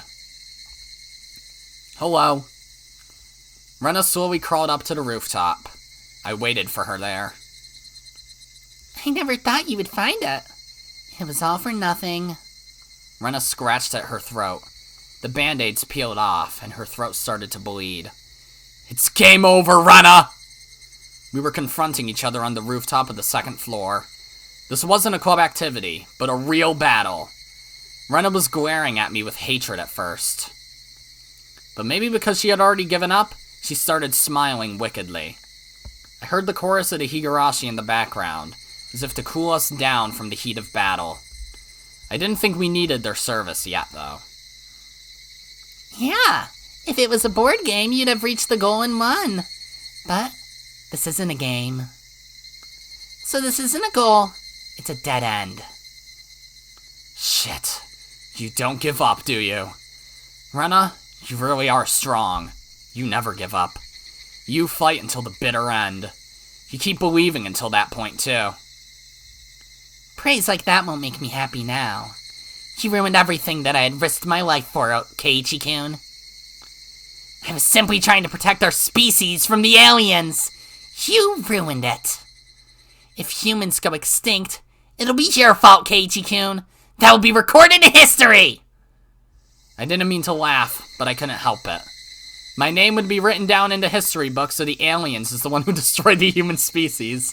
Somehow, that sounded kinda cool. Yeah, I would let that be my legacy. Are you kidding me? Rena, no matter what you have to say, I've won this game. I've already won, and you just don't want to admit it. That's all. Yeah, maybe you're right. But maybe that's not how it works. A game doesn't end when there's a winner. It ends when there's a loser. That means for me, winning isn't enough. What do you mean? I tap my shoulder with the metal bat, gesturing for Rena to come at me. I'm going to make you understand that you lost. Oh boy, here we go. Moment I've been fucking waiting for. I won't run or hide. Do you know why? According to the rules of our club, we don't run from our enemies. I'll prove to you that you've already lost. Rena! Are you ready? Parasites and aliens? How stupid. Who would believe in things like that these days? I can only laugh. You never believed me in the first place, yet you pretended that you did. How dare you deceive me! I won't forgive you. I'll never forgive you! I don't care if you believe in those things, but I would never believe in anything that stupid. Well, if I did have to believe in anything like that, I'd rather believe in the buried treasures of the Tokugawa shogunate.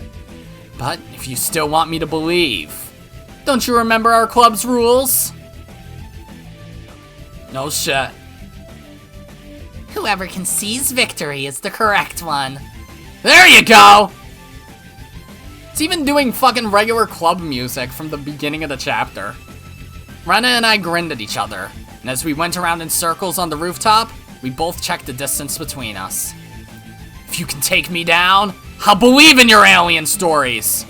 I'll perform a mysterious dance every morning and night to call for UFOs to come and beam up livestock. But Rena, if I take you down, then I want you to be ready. I don't even think you need to think further than that. I don't think you do. You'll never defeat me! Rena came at me with a heavy strike. Oh boy, Umineko blades. I caught it easily with the metal bat. Looked like there were some sparks. This was finally getting interesting. Hey, maybe you shouldn't say that yet. I might be wrong, you know. When I went through a whole lot of fierce battles in our club, I learned something. I learned about myself. Now I know what I need to bring out my ultimate power. Really? I wonder what it is. I wonder! The fucking sound effects don't feel loud enough. But whatever. Rena, your hatchet can be a powerful weapon. But my metal bat is as powerful as your hatchet. Sure, it doesn't have a blade, but it reaches farther and it's easier to handle. I won't be going for a defensive battle. I'm going to fight you face to face, and I'm going to defeat you. I'm sure I'm stronger than you physically, but you're better at drawing out your true potential, Rena. In other words, we're equally matched. This is great. I won't need to hold back at all. So, what are you going to do after you defeat me? Take that, and that!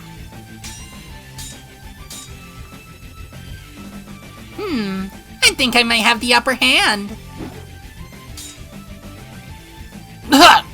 I'm just warming up. Just you wait and see.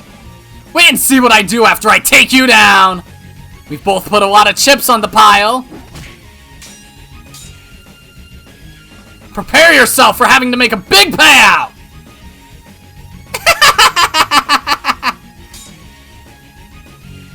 Aren't you counting your chickens before they've hatched? Your bluffing is just pathetic.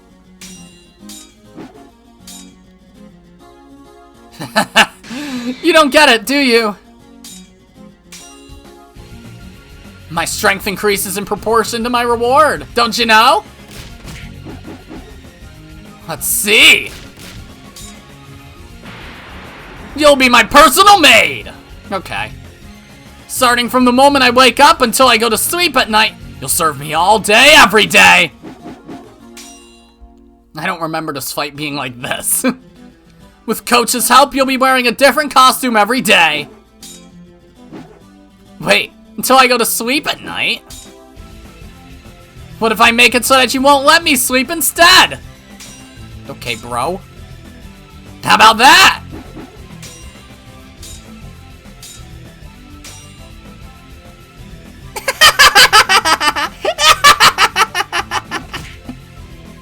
That's so like you, Keiichi-kun. No, thank you! Actually, I'll win and make you my servant!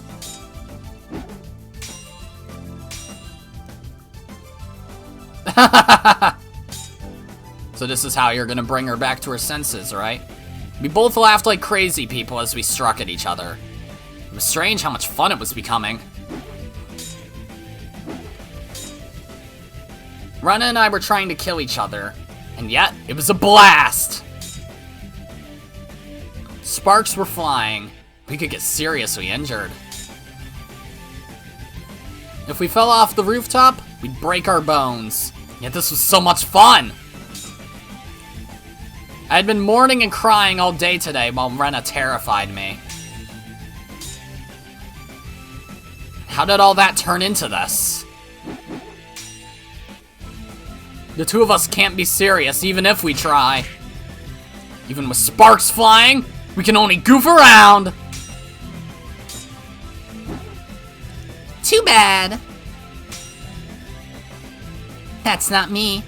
I like being elegant and graceful. While screaming up a storm, apparently. You can have fun goofing around by yourself, Keiichi-kun! Rena's next strike came at a strange angle, but I managed to deflect it. Whoa!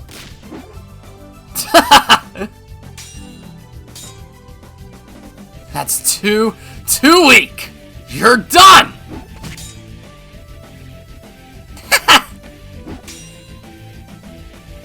Finally, I'm all warmed up. This is just a warm-up, right? Huh? Stupid! This isn't even a warm-up! This is like taking a walk. Hey, you're all sweaty.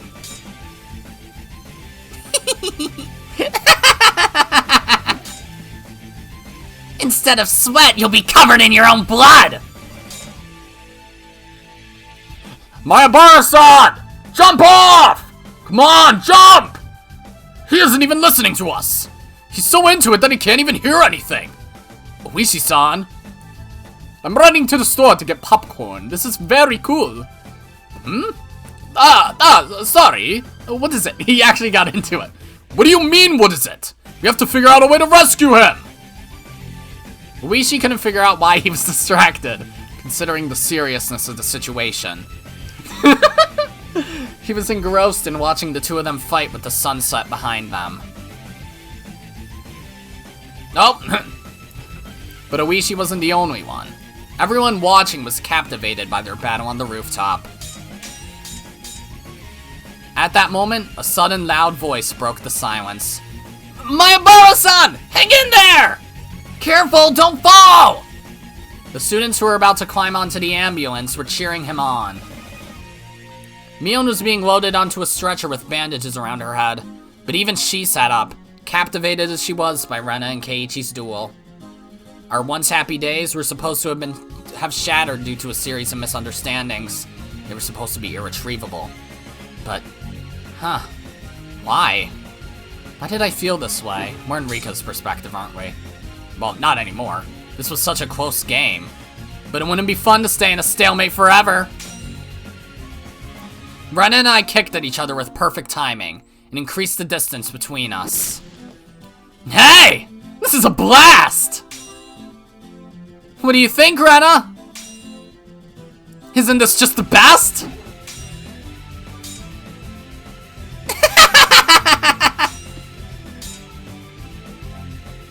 I've been having fun since the very beginning! But it'll be even more fun to split your head open, Keiichi-kun! Split it open! Wow, that's dangerous! Over here! Come back over here! Let's use more space! Something like this doesn't happen too often. Let's enjoy it as much as we can!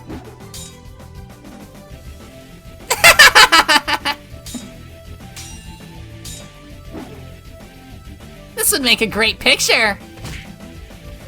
Look, there's a beautiful moon behind us. The breeze feels great. It was such a fantastical scene. Two people were fighting on the rooftop of the school building with the moon behind them. It was almost unbelievable. All the policemen and children looked at that mysterious and fantastical scene from a distance, completely entranced. Everyone was thinking the same thing, but nobody said anything. Why does it look like they're having fun? Getting all fired up in a breeze this cool. It reminds me of the Watanagishi Festival. I don't really like to just sit back and enjoy the cool of the evening in silence. When the moon comes up, I turn into an animal. All us club members went crazy on the night of Watanagashi.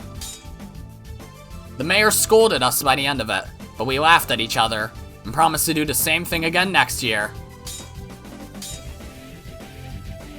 Going crazy under the moon, huh? That sounds cool, doesn't it? Maybe we're already crazy. Yeah, I feel the same. We're having fun trying to kill each other. We must be mad already. This must be what insanity is like. Some people say the moon has the power to arouse passions in people.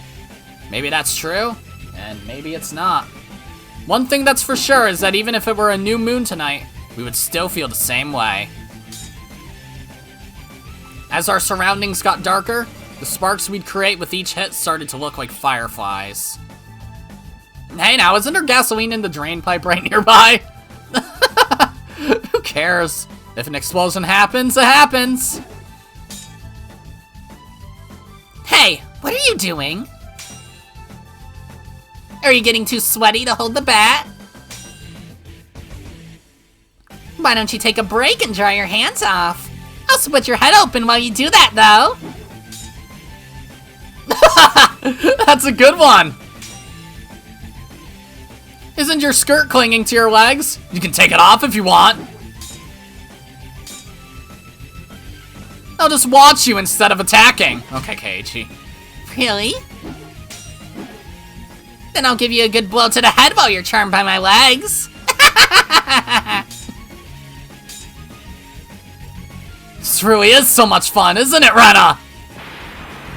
Yep, it sure is. We flew. We danced. We danced if we wanted to because we are friends. We struck. We laughed. We stepped back once in a while to catch a breath, and then charged at each other and let the sparks fly. We aimed at each other as we went around in circles on the rooftop of the school, our special stage. Rena and I were all sweaty, but we weren't exhausted yet. The beads of sweat rolling down my body just tickled me. We exchanged furious blows one after the other. Neither of us was at an advantage or disadvantage. Neither of us exulted in victory or raged in defeat. The battle with Rena in itself was fun. It was like a dance.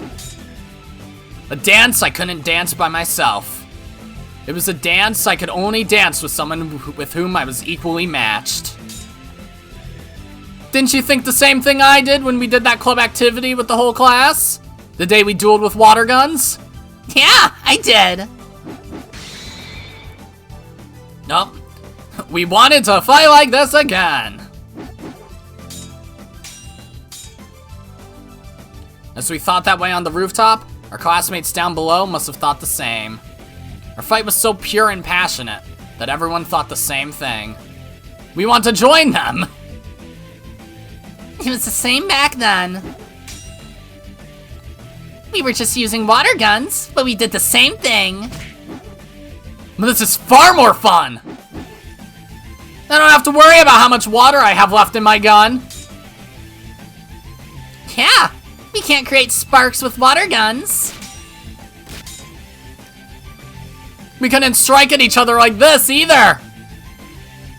We both were breathing hard, waiting for the right timing to take a step forward.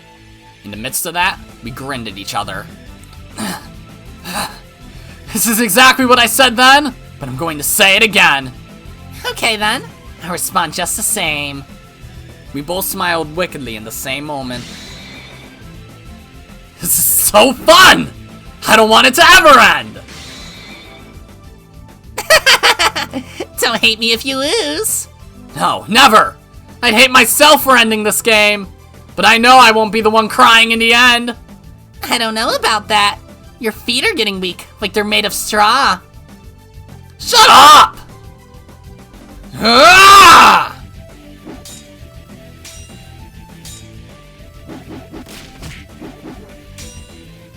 Everyone was captivated by our fight. They were swept up in our fight. We both had weapons. Weapons deadly enough to seriously hurt one another. But we were both perfectly matched, and neither of us had hit the other yet. Why did they look so happy? This was just ridiculous. All the people below were just watching this fight on the rooftop with the beautiful moon as a backdrop. Not even the police could stop them. This was impossible. This battle was absurd. And absolutely impossible. Keiichi-san! Try to stay in the middle of the roof! Use the height to your advantage! Satsuko and some of her classmates cheered Keiichi on, but there were some who were cheering for Rena too. To them, this was no longer a fight to the death. It was just the second round of their water gun battle. That's what I expected would happen this whole chapter. A club activity is a club activity, and a game is a game. This was just the second round, so nobody would die. Even though they had real weapons, nobody thought they would get hurt. Rika wasn't cheering. She was just looking up at the rooftop. I've never seen anything like this before, Rika thought to herself. She thought Keiichi could win, not just against Rena. Rika thought Keiichi could even destroy the walls of the maze of tragedies that had no exit. What are the snipers doing? The suspect is trying to harm the hostage! Fire immediately! Zotaka yelled into the radio. Mion screamed for him to stop. No, no! Don't shoot Rena! Rena isn't crazy anymore! She isn't who she was earlier! That's a different Rena! So please, don't shoot her! What do you mean she's different? Look! She's swinging around that weapon! She's trying to kill him! Unless we shoot her down, the hostage is in danger! No! No! Don't shoot at Rena! If you shoot Rena, Kei-chan will kill you for sure. I can guarantee it. Why would he kill me? They aren't trying to kill each other.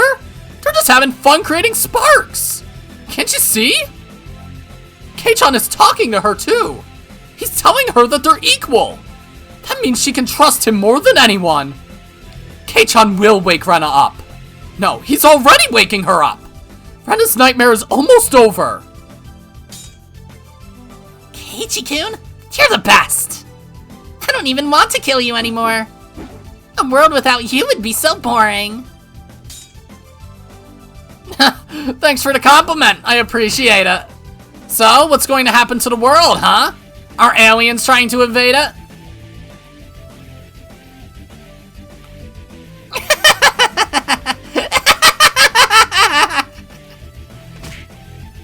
You know, I don't think I even care about aliens or parasites anymore. If the world is going to perish, go ahead and perish. Who cares about the conspiracy of the three families anyway? That's right. Even if a meteor hits the Earth tomorrow. Nothing could be more fun than this moment. Hey, aren't you supposed to die tonight due to some poison? You sure don't look like you have only a few hours left to live. That's right. I completely forgot about that. I'm supposed to claw out my throat and die tonight. Hey, that's the scenario you came up with. Don't forget. Come on, scratch your throat once in a while at least. Hey, I know it doesn't itch anymore, does it? It definitely doesn't. This is more fun than scratching your throat could ever be. Yeah, this dance of ours really is way more fun. I wished it would never end, but my body was screaming. I was breathing hard and felt dizzy from lack of oxygen. My upper body felt as light as a piece of paper, as if even a slight breeze could take me away. It really had been a blast, but I needed to end it soon. I felt the same sadness as in that water gun fight. Back then, it had been declared a draw. I wonder what will happen this time. Who knows? But one thing is for certain. What? I love doing this with you. Me too. I jumped backwards and slammed the roof with my bat. The sound was as intense as a huge drum, and the noise woke up the people who were captivated by our fight. The silence returned, and the chorus of Higurashi filled the air. Okay, let's pause for a moment. Sure. Let's end this with one more strike. We started to move slowly and increase the distance between us. Everyone realized it. This fight was ending very soon. Okay, this is it. I'm going to ask you one more time. What is it? Hey, you're betting something on this, right? Isn't that why you were fighting? I did?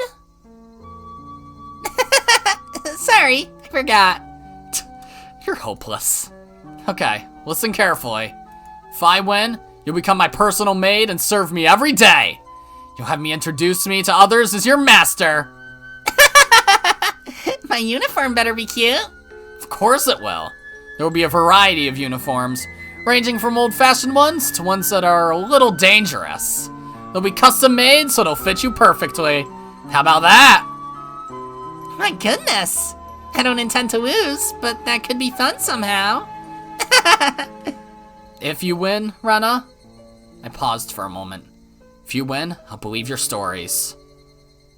Rena was happy until just a moment ago, but that expression was suddenly wiped from her face. Aliens are invading the Earth, and we have parasites in our brains. The Sonozaki family is pulling the strings. They're researching the parasites in secret, and aliens will be in control of the world starting tomorrow. I'll believe in that. Also, since you're dying tonight, I'll make sure you go peacefully, so don't worry. It's not fun if I win, is it? Your reward sounds a lot more fun, Keiichi-kun. Well, what can I do? You did all this because of what I just said, right? Yeah, I guess. Sorry, I almost forgot. Rena smiled sadly for a moment, but soon that expression was wiped off her face too. I'm going to win no matter what. I want my personal maid! Boo-boo. It's not fun if I win. Then do you want to change it? What do you want? Finally, Rena smiled happily again. The breeze dried our sweat. It was a good feeling. We no longer went crazy, even with the moon out. We could finally enjoy the coolness of the evening. It would be so nice if we could just lie down on our backs and gaze at the moon. Still smiling a little, Rena spoke. I want the same reward as yours, Keiichi-kun. What? You want me to be your maid? That's something. You don't have to be my maid, but the rest is the same. I want you to say good morning to me every morning and good night every night. I want you to treat me well and let me play around all the time. I guess no matter who wins, we'll always be together. We'll be together, but the one who gets the special treatment is different. Ha ha ha ha ha ha. Laughter together. Why am I fighting with someone I like so much? I don't know. Why are we on the rooftop? Why did we even come up here in the first place? I don't know. I forgot.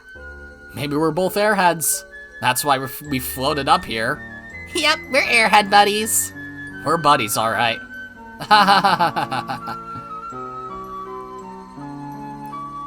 Well then, shall we get started? I don't want to cool down too much. You're right. We better finish up before it gets too cold. We readied our weapons and took our stances. I was going to suggest that we stop this. I really was. I shook my head slowly. No, we have to finish this. Otherwise, it won't end. Our fight won't end. We can't quit. We have to bring it to an end. This isn't right. It's possible that no matter who wins or loses, there will be no reward. Even if that happens, we shouldn't hate each other. So I'm going to tell you this now. What? It was fun. Yeah, I feel the same way. Rena, even if one of us dies, we'll see each other again. And when we do, We'll have fun in a normal way. We'll laugh together in a normal way. And we'll fall in love in a normal way. We won't doubt each other. We'll trust each other. And we'll meet again. Right? For sure, right? yes, for sure. Tears appeared in Rena's eyes. I noticed I was about to break down too. Okay, are you ready? There was no signal, but we stepped forward at the same time. Oh jeez. Our shadows jumped into moonlight. We were fighting so viciously earlier, but now it was like we were moving very slowly. We must have looked like a shadow play. Well, you did. Nice. Everyone was watching the shadows dance. Rena's shadow hit my metal bat violently. As a result, I let go of it. The metal bat bounced once on the roof, then rolled down to the schoolyard. I had lost my weapon. Here was Rena's chance. Of course, she wouldn't miss it. Oh, Christ. I was lying flat on the roof, and Rena got on top of me. Rena's knees were holding down my arms, and there was no way for me to fight back. The moon was divided in two. The shadow of Rena's hatchet had split the moon right down the middle. This was the end. Shit. That was good. I can't even pull my arms away. Hey, Keiichi-kun? It's over, right? Not yet. It's not over until you swing down your hatchet. I don't wanna. Huh? I don't want to. I don't want to. Rena's arms were still raised, but tears were pouring from her eyes. What happened? What went wrong? I loved everyone, and I trusted everyone. When did I start to doubt them? I don't know why I'm doing this to you. I don't know. Why am I doing this to people I love so much? You realized it. You realized it in this world. I can't believe myself. Every day was so much fun. But why? Why? I didn't have any complaints. I didn't worry about anything. So why did I just try to destroy everything with my own two hands? Rena, you're incredible! After I killed you and Mion, I didn't realize I had done anything wrong, so I left a note and called Oishi-san. I still believed that someone else was at fault. Even after I was dead. I didn't even notice I had sinned. How sad it was to kill my friends because of a little misunderstanding, even when they were trying to help me. And how painful it was not to realize it was a sin. Therefore, you're amazing, Rena. You didn't kill any of your friends. You came to your senses before you committed a sin. You're incredible, Rena. Just incredible. You're totally different from me. Rena stood up slowly and lowered her hatchet. I hurt my friend. I hurt Mii-chan. Just apologize to her. Personally, I appreciate that the wounds will help me tell the twins apart. Yeah, Shion is just fucking out here somewhere. Wait, what's she doing right now? I've already killed Huh? No, you haven't. Who'd you kill? Rena Mamiya and Teppei Hojo. Ah, those two. I thought it was right to kill them. But the day I killed them, the world started to go crazy. Did that mean that it was wrong to kill them? I don't know if it was right or wrong, but it wasn't the best thing you could have done. What do you mean the best thing? Don't you know? I grabbed Rena's head and embraced her. Then I told her. I told her something so simple. It was so simple that anyone could think of it. But Rena didn't do it. I didn't do it either back then. If you're in danger, or you feel like doubting others, or something sad happens, it was so simple. You should talk to your friends! That's right. You're right. This is very nice. This is very nice. Rena cried in my arms for a while. She cried about the wrong choice she made at the very beginning. The choice couldn't have been hard to see. I'm sure it was something that was within her grasp. How stupid it was to worry about it by herself. She had friends. She had friends whom she trusted. Why'd she think she couldn't talk to her friends about it? I was wrong. Why didn't I talk about it? Everyone trusted me, so why didn't I trust them? I was the same way before. That's why I won't laugh at you. But you realized it. You realized it a lot sooner than I did. We will trust each other. We will never doubt our friends. We will rely on each other. We will talk to each other and help each other. That's why friends are always happy, and why we can endure anything together. Okay, Rena. Why don't we respond to the curtain call? This is really the end of everything. What do you mean by the curtain call? What do you mean? Oh, I was just talking to myself. Come on. We stood up together, holding hands. The moon was hanging behind us. When I nodded, Rena threw away her hatchet. It disappeared into the darkness below. Then I spoke to the audience in hell, the demons who weren't expecting this ending. I was proclaiming victory. That's all for tonight! We overcame this tragedy! We'll never doubt each other again! We'll be united forever! No matter what disaster might befall us, don't think we'll ever yield! Who cares about tragedy? Who cares about disaster? Even if the script is written by demons, we'll tear the whole thing to pieces!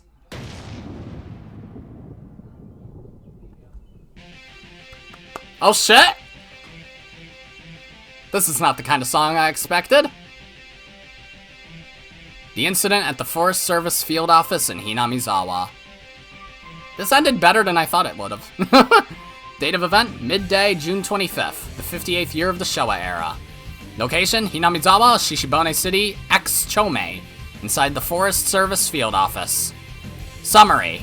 On June 25th, the suspect, Ryugu Rena, broke into the Forest Service field office in Hinamizawa. She forced her way into the classroom of the local school, housed within the office complex, and proceeded to take 25 people hostage.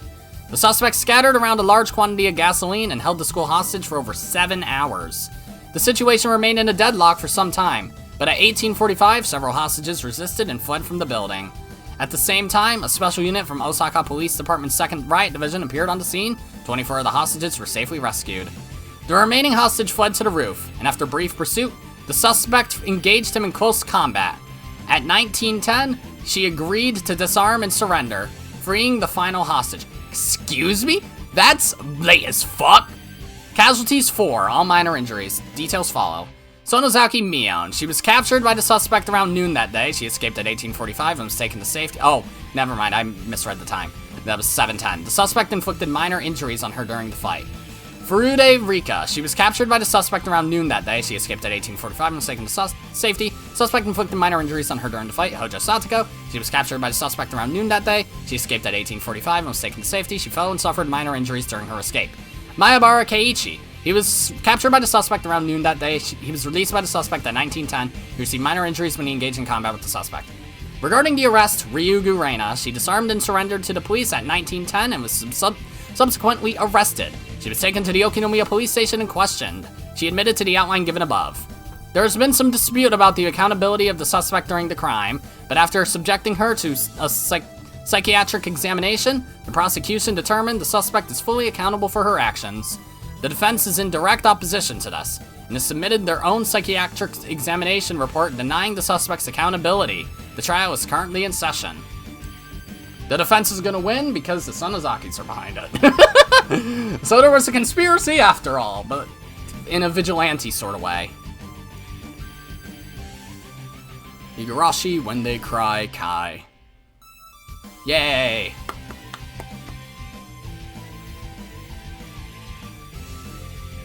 Gotta say, better than Mayakashi. Just saying it. I mean, it was probably already obvious, like, even a couple episodes ago that I was liking this chapter more than Mayakashi. But now, set in fucking stone. My favorite chapter so far. Easy. Without a doubt. The scenario jump mode has been unlocked. This game features a scenario jump mode. That's awesome. The tips reading room has been unlocked. You can now read the tips you've obtained so far. To view them, select extra. Did I ever get the tips achievement? I don't think I did. The staff room has been unlocked. This is a thank you message for purchasing the game. To go there, select extra. Yeah, I know that. Oh, there is another tip. The demon script. Ooh. Okay. Achievement unlocked. The curtain call. Nice. Alright, well, let's read that last tip and then the staff room thingy.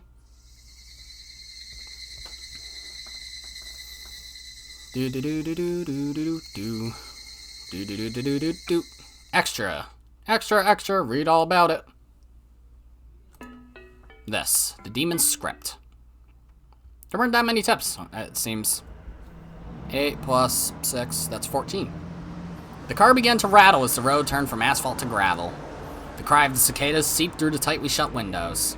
Most people would open their car windows and let the natural air in along with the sounds of cicadas. But people are also spoiled. He'd rather keep himself cool with the air conditioning turned to max than listen to the sounds of nature. Oishi. Usually it was the rainy season at this time of the year. But this June, the summer had already come without any rain. Just like how the weather was on that day, 20 years ago. Oh, Akasaka, never mind. The air around this area is just as clear as I remember it. Yeah, the winds are cool and the sunshine is bright. This place could have become a World Heritage Site like the village in Gifu. What a waste. But thanks to that, there are no irritating tourists around here. See, that makes it much better. Why do tourists forget about pedestrian traffic laws when they're in rural areas? They walk in the middle of the road, you know? Akasaka-senpai, do you still do stuff outdoors? Not as much as I used to. My job doesn't give me much free time. Same here. Oh, hey, there he is. The other man noticed and waved his hand before anyone in the car could honk the horn. The man was a young fellow on a motorcycle with a big backpack on his shoulders. He looked like he was ready to go camping. Who might this be? Akasaka and his partner stepped out of the car and shook hands with the young man. Group member. Captain, it's good to see you again. Yo! How have you been doing lately? Well, I hope. You can take it easy today. This is Akasaka-senpai. He took care of me back in college. Hello, my name is Akasaka. Oishi was supposed to come today, but he had to go for a medical checkup at the last minute. Anyway, it's a pleasure to meet you. It's an honor, sir. So, Akasaka-senpai, where should we go first? His name was Mamoru Akasaka. He was a veteran detective from the Tokyo Metropolitan Police Department. Despite the fact that he was close to his retirement, he hadn't lost his queer instinct and sharp eyes at all. Those eyes showed the confidence he'd built through many risky experiences. He had a well-built muscular body and a fearless aura. He must have fought against many violent criminals. His connection to Hinamizawa went back almost 30 years, all the way to 1978. 30? Yo, we're in 2008? Okay. He was in the Public Safety Division in the Metropolitan Police Department. He came to Hinamizawa to investigate the kidnapping case of the grandson of Inukai, the then Minister of Construction. There, he met Oishi and Rika Furude. So Oishi's still alive? He's in his 80s now, okay. Rika Furude predicted her own death. Akasaka regretted for the rest of his life that he couldn't save that little girl from her fate. Oh, the disaster still happened? Yep. Okay, shit. Bittersweet ending to the chapter then. Everyone still died, but at least they died happy. He saw the news of the great Hinamizawa disaster on TV and met up again with Oishi. They pledged to uncover the mystery of both the cruel fate that fell upon the little girl and the series of mysterious deaths in Hinamizawa. Unfortunately, Hinamizawa was sealed off for a long time. As a result, all Akasaka and Oishi could do for the past 20 years was publish the little information they gathered, and ask for their readers to send their tips and clues. But recently, the seal on Hinamizawa had finally been lifted. However, they couldn't come to Hinamizawa until today due to Akasaka's busy work schedule and Oishi's poor health. In fact, Oishi was supposed to come with Akasaka, but he was called in for an emergency health checkup. The other two who came along were Akasaka's juniors from university. One worked at the ground SDF and the other was his subordinate. They were assigned the mission of sealing off Hinamizawa, so they were quite knowledgeable about the village. Akasaka took a scrapbook from his bag. The corners of the scrapbook were all dented, making it look very old. Akasaka flipped through the pages, thought for a second, and let them know his first destination. Alright, please take me to Onigafuchi Swamp. No problem. Right this way, sir.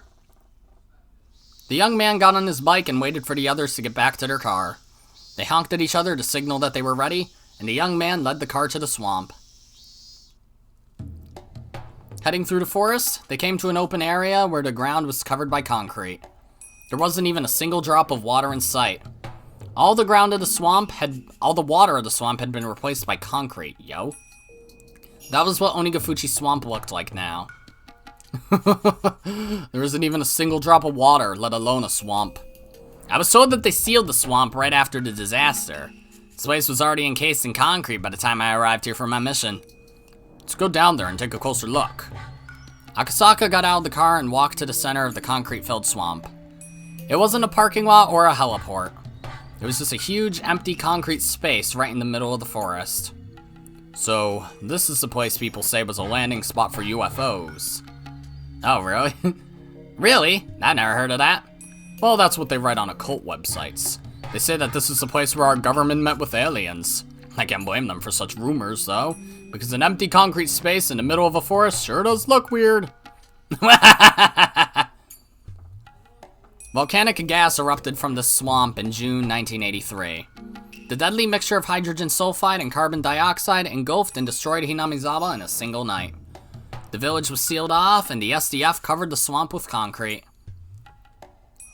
But the people who write those rumors on the internet actually have a point. Any geologist could tell you that covering a source of volcanic gas with concrete is absolutely useless. That's true. Never heard of anyone trying to prevent a volcano from erupting by pouring concrete into its crater. On the other hand, our country is known for wasteful construction using the taxpayers' money. Lately, people who love things like supernatural phenomena and UFOs write on the internet about the Great Hinamizawa disaster. It's well known by now that the cause of the disaster was an eruption of deadly volcanic gas from a magma chamber. In 1986, a similarly natural disaster occurred at Lake Nyos in Cameroon, Africa. Oh, I thought this was going to be a Rokkenjima illusion. Oh well. So, people easily believed that such a rare natural disaster could occur anywhere on Earth, and that was what happened in Hinamizawa as well. However, a rumor about another possible explanation had begun to fly around on the internet recently. They say that the disaster was a cover-up by the government, and that it was actually a biochemical terrorist attack by aliens. Yeah, okay. Why had such a rumor begun to spread now? They claim to back up their theory with a secret document known as File Number 34. You dick! Okay. Someone online named it File Number 34 for descriptive purposes, but the name spread and stuck since then because it sounded like a government conspiracy. People loved it. It's unknown how or from where they obtained those documents, but they posted scans and pictures, which were all ridiculous. Plus, more fake evidence was produced over time, so now even the existence of such documents are in doubt. File number 34 deserves a bit more explanation. Oh, hi Goosebumps music. Just gotta get in one last hurrah, huh? However, since it started on the internet, truths and lies were all mixed together, and it has become more like an urban legend. So, this is what is believed to mostly be true. File number 34 was a notebook written by a nurse named Mio Takano who worked at a local clinic in Hinamizawa. File number 34 was most likely named after her. Yep, you don't say. This woman was a researcher who studied the demon myth of Hinamizawa and tried to solve what it meant. The contents of this notebook state that she prophesied the Great Hinamizawa disaster of 1983. According to her research, a UFO crash-landed in Hinamizawa a long time ago and sunk into Onigafuchi Swamp. The UFO carried parasitic bacteria from space, and they began to infect the locals. Have you ever thought about, though, how, like, microorganism parasites make a tangibly large UFO? They could, I guess it could just be fucking tiny UFOs, which is why no one would have noticed it or found it. But regardless, it didn't happen. The infected villagers began to behave extremely violently, so much so that they were fit for the word demon. Mio Takano insisted that this was the explanation for the myth about demons pouring out of the swamp. An alien who survived the crash realized that the Earthlings had gone crazy because of the bacteria he brought in, and he decided to show himself to the villagers to help them out. This is how Oyashiro-sama was born. The alien was able to cure the villagers with highly advanced technology, but couldn't eradicate the bacteria completely. Since the villagers looked up to the alien as some sort of deity, the alien utilized its status to hand down specific rules to the villagers in order to stabilize the disease. The bacteria took a liking to the Hinamizawa's habitat, so when a carrier of the disease left Hinamizawa, their symptoms would re-emerge. Therefore, the alien made it a rule not to leave the village. I'm trying to crack my back. This leads to the legend of the transcendence of Onigafuchi. The weird practices and miracles that the villagers performed were realized by means of the advanced technology that they received from the alien. Those maniacs do indeed have a colorful perspective on things, don't they? Do you remember Nostradamus' prophecies? People said the world was going to end in 1999, but nothing happened in July, and people acted like they didn't even know about it. Those TV shows made people as scared as they could be and then ignored the fact that it didn't happen.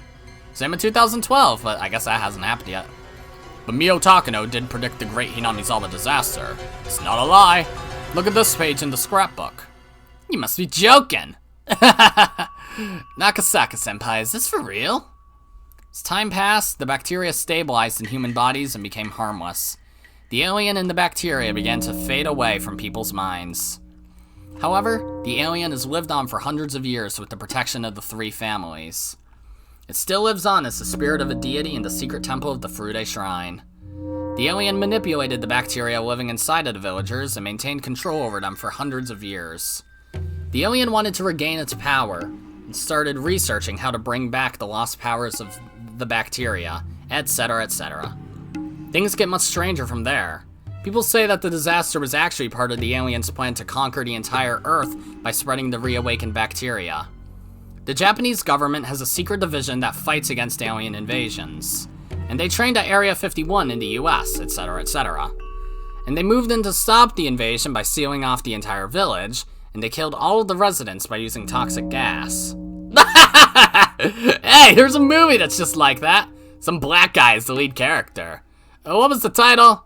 Am I something? I don't know what that's a reference to. Yeah, I know. It's too crazy to be real. But the writer of this bunch of bull, Mio Takano, was mysteriously murdered in June 1983. Right before her death, she gave the scrapbook to a girl as if she knew she was going to die very soon. That girl is known as Girl A. Some guy who investigated the case was able to track it down to a girl named Rena Ryugu. So now it's known as the Rena Ryugu theory on the internet. Rena Ryugu inherited Mio Takano's will by means of the scrapbooks. She tried to fight against the planned invasion by holding a school hostage and demanding the local police uncover the aliens' plot. Of course, no one believed her, and they assumed that she was in a state of paranoia. Back then, people assumed that Rena Ryugu took Mio Takano's delusions seriously and was motivated to commit a poorly executed crime. It wasn't really poorly executed, but whatever. When she held the school hostage, Rena Ryugu told local police that the alien was controlling the three families, and that it was plotting bioterrorism on a massive scale. And the very next day, the Great Hinamizawa disaster occurred. Oof. You gotta be kidding! Couldn't it just be a coincidence? I don't know. According to people who believe it's not just a coincidence, there are many inconsistencies in the SDF's immediate sealing off operation. Filling the swamp with concrete is one example. Several of the SDF soldiers on duty at the time testified that some people were conducting secret investigations outside the usual geological survey before the area was closed off. Of course, those who think it's just a coincidence say that the researchers simply took precautionary measures to keep unauthorized people out of the area.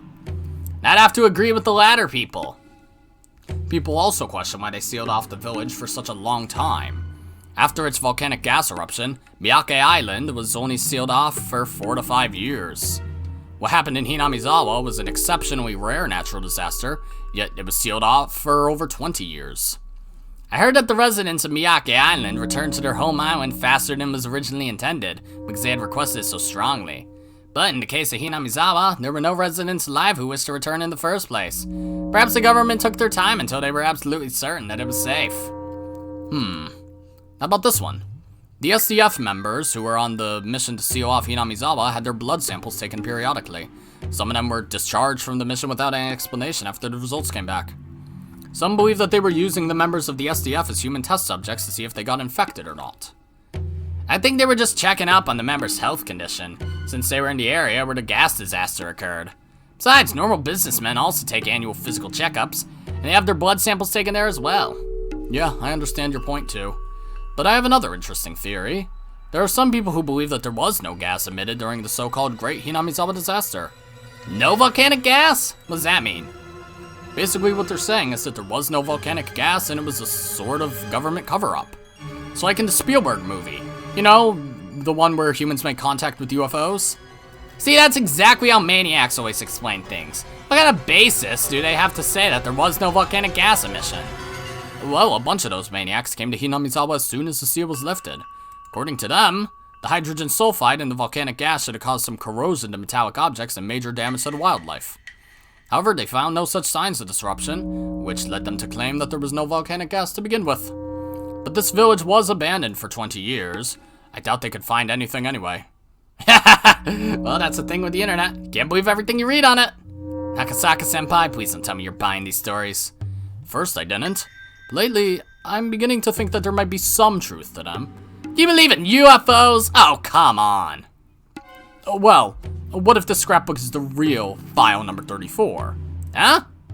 The scrapbook is the one that Rena Ryugu possessed when she took the school hostage on June 25th, 1983. It was assumed to be lost during the confusion of the disaster, but Oishi-san's old friend was able to locate it in an evidence storage at the prefectural police headquarters. Back then, Oishi thought Rena Ryugu was delusional. But after reading this again after the Great Hinamizawa disaster, some of the contents seem to hold vital clues. It's not the alien part that he was interested in, but her theory that an endemic disease of parasitic microbes in Hinamizawa was responsible for the curse of Oyashiro-sama. Of course, there's no proof that such microbes existed, so it still remains at a theoretical level. Oishi-san says that the three families might have been researching how to bring back the original deadlier microbe in order to revive the religious devotion the villagers used to have. The Great Hinamizawa disaster could be an experiment that went wrong. This theory is also based on the theories and myths we found on the internet. The village clinic's chief doctor died mysteriously right before the Great Hinamizawa disaster. Oh, great. A girl, Rika Furude, was brutally murdered on the night Rena Ryugu took the school hostage. There could have been an underground research lab beneath the village clinic, and Dr. Irie could have been forced to do microbiological research, but he couldn't live with his own sins and committed suicide. Rika Furude could have been brutally murdered in a sacrifice for some sort of ritual ceremony in the name of Oyashiro-sama's revival. However, their experiment went wrong. Instead of the microbes being parasitic in the villagers, they became a killer virus, and they exterminated the entire village in one night. It's obvious that it wasn't a simple gas disaster.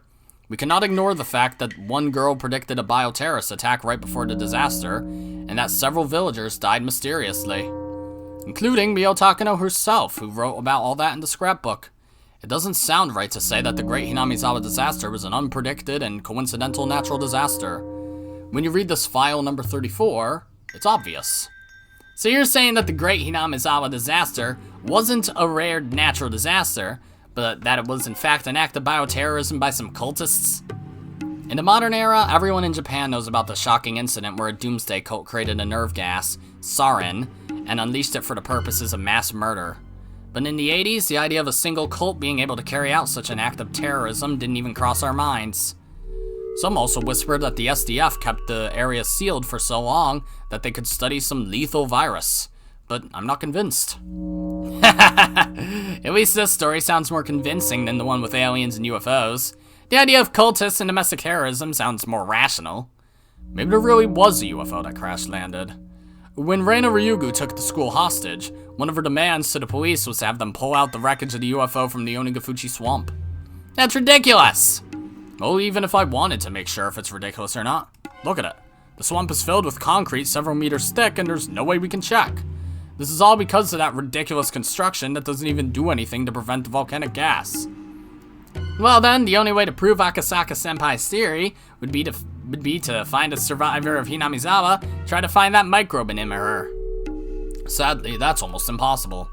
After the great Hinamizawa disaster, some survivors were subject to a witch hunt.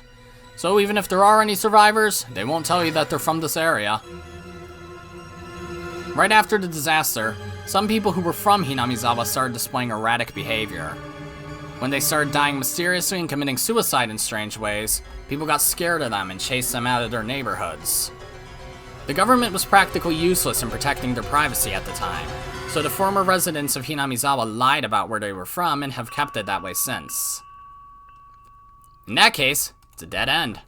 But it's my duty as a cop to keep trying. There's enough circumstantial evidence to say that the great Hinamizawa disaster wasn't a natural one. If I could grab a hold of one piece of concrete proof, I think I could start reeling in the truth behind all of this. Yeah, but it's been over 20 years. Truth might be lying somewhere very deep in the darkness. That's true. I might not find any answers. It's already the 21st century. What happened in Hinamizawa in June 1983? The only factual evidence that I had was that Mio Takano mysteriously died and left her scrapbook predicting a bioterrorist attack. A young girl took a school hostage to make people listen to this prediction, but no one took it seriously. The chief doctor of the village clinic committed suicide. People believed that a little girl, Rika Furude, was a reincarnation of Oyashiro-sama, and she was brutally murdered. What was the truth behind this scrapbook? Was it written to reveal a huge conspiracy? Or was it just a bunch of delusions written by an occult maniac? If the contents of this scrapbook were true, the disaster could have been avoided if we had heeded the warnings of one girl. If they weren't true, then who created the disaster to follow the scenario of the scrapbooks? After the sarin nerve gas incident, the words mind control came into the spotlight. In contrast to brainwashing, which can easily force a person to commit certain acts in the short term, mind control takes a long time to gradually make a person believe that what he or she must do is the right thing to do, and to act upon it as if it was her own idea. It's a form of character alteration, which is far more serious than brainwashing. The cult behind the sarin gas incident induced fear and anxiety into its members through its revelations of doomsday. At the same time, they ordered them to do certain things as means of salvation, and had them do so voluntarily. The formula was quite similar to how Rena Ryugu became a puppet of file number 34. So does that mean that Rena Ryugu was mind-controlled by someone? Does that mean that the cult that mind-controlled her tried to cause the end of the world in order to increase the credibility of their teachings, just like the other cult did? Would that make file number 34 some sort of religious textbook for them? When I lose my grip on what's true and what's not, sometimes makes me feel that someone might be laughing in amusement at this disaster. The scrapbook was like a script. It was a script for a tragedy that takes the lives of thousands of villagers in one night. It was a script for demons who laugh at that loss of human life. Someone wrote the script. Someone performed it. Someone watched the show and laughed. Damn it. What the hell happened in Hinamizawa in June 1983? Bwomp! That was a long-ass tip. But it was interesting. Achievement unlocked, Detective Tsumihoroboshi. Yep, we still are not done. Staff room. This will probably be like 5 minutes, though. Judging by the Mayakashi one. Yep. Hello, my name is Ryukishi07. I hope you enjoyed playing Higurashi When They Cry Ho, Chapter 6 Tsumihoroboshi. There are several themes I wanted to write in this chapter, but I'd like to talk about one of them here. It's about the denial of murder. This is something I had to write sooner or later, since this is a novel about serial murders. There are two means that youngsters in particular use these days to solve problems, which are murder and suicide. When we feel stress, we choose to either get rid of the source of the stress, or to get away from it. Let's say you're bullied by a kid at school. You have two ways to solve the problem. You choose either to get rid of the kid from your current environment, or to get away from the environment itself. Usually bullies are stronger and have their underlings, so you don't stand a chance alone to get rid of them. It's also not easy to switch classes or to quit school, so you can't easily get away from the situation. As a result, the situation gets worse day by day, and your stress urges you to solve the problem immediately. And you come up with murder or suicide as easy solutions. If suicide is considered defeat, you'd want to consider murder. I feel like there are many people who think that way. However, if you actually committed a murder, it wouldn't be easy to pay for the sin. I believe murderers know that well too. But you really hate the bully who pushed you to the limit where you have no choice but to kill him. So, with a determination that turns your entire life upside down, you commit murder. But if you have such strong determination, there have to be more ways to take than opting for murder, which should be the last resort. You can talk to your friends. If that doesn't work, you can talk to your family. If that doesn't work, you can talk to your teacher. If that doesn't work, then what? There have to be more ways. If you have the determination to give up on your life by committing murder, there have to be more ways. Our modern era is better than any era before it. There are many hotlines that you can call to talk to someone. Even if you don't have any friends or family, there are many places you can go for help. The people who will answer the phone aren't amateurs. They're volunteers, but they're also veterans who have worked as social workers or juvenile counselors for a long time. I can assure you that they have more social experience and passion than your parents do. People who work to help people for free can't be bad people. If you feel like you have no choice but to kill the bully or commit suicide, please try to call those hotlines. People who think it's useless to talk to others usually haven't really talked to anyone. Have the courage to call. There will be somebody you can completely rely on the other end of the line. Don't keep it to yourself. Talk to somebody. Ch.6 wrote such a long story just to tell you this. He must be a very poor writer. So Ch.6 wants to talk to you all, rather than worrying all by himself.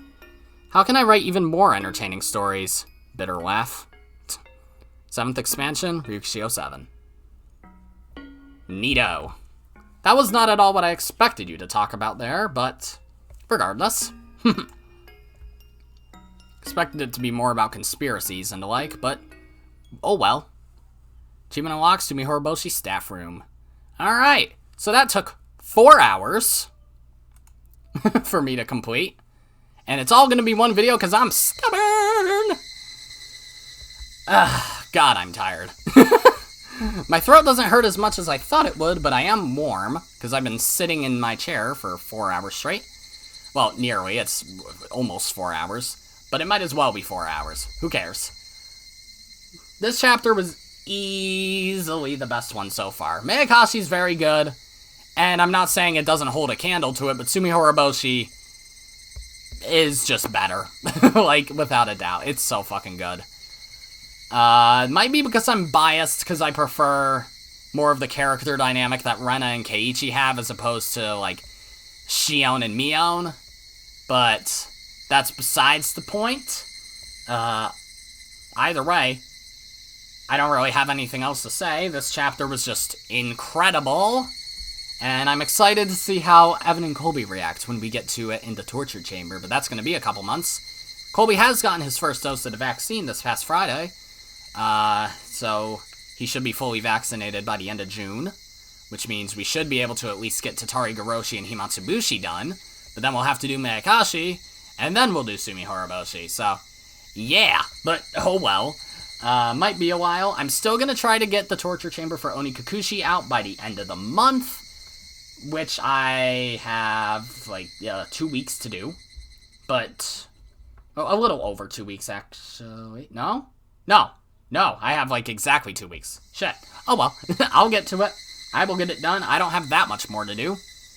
Gotta do some more subtitles and, like, cut it down so it's not 2 hours long. But, hey, this video's 4 hours long, so who fucking cares? But I'm still gonna try to cut it down so it's at least palatable. This isn't. But, oh, well. As for what series is next, I bet most of you watching could probably guess what it's gonna be. Surprise, surprise, it's going to be, Persona 5 Dancing. Kidding. Higurashi When They Cry, Chapter 7, Mina Goroshi. Which I'm very excited for. Yeah, because it's one of the arcs that I remember basically jack shit from. So it's gonna be like Himatsubushi, but on crack, because it's like 4 times as long. So, yeah. Either way, that's gonna be it for this series, guys. I'm gonna go get some fucking water. If you like this series, then be sure to press the like button, and if you didn't like it, then fuck you too. Remember to subscribe, follow me on Twitter, and hit that notification bell to stay up to date on all my videos and stuff. And as always, my name is Godzi, and I will see you all next time. Goodbye!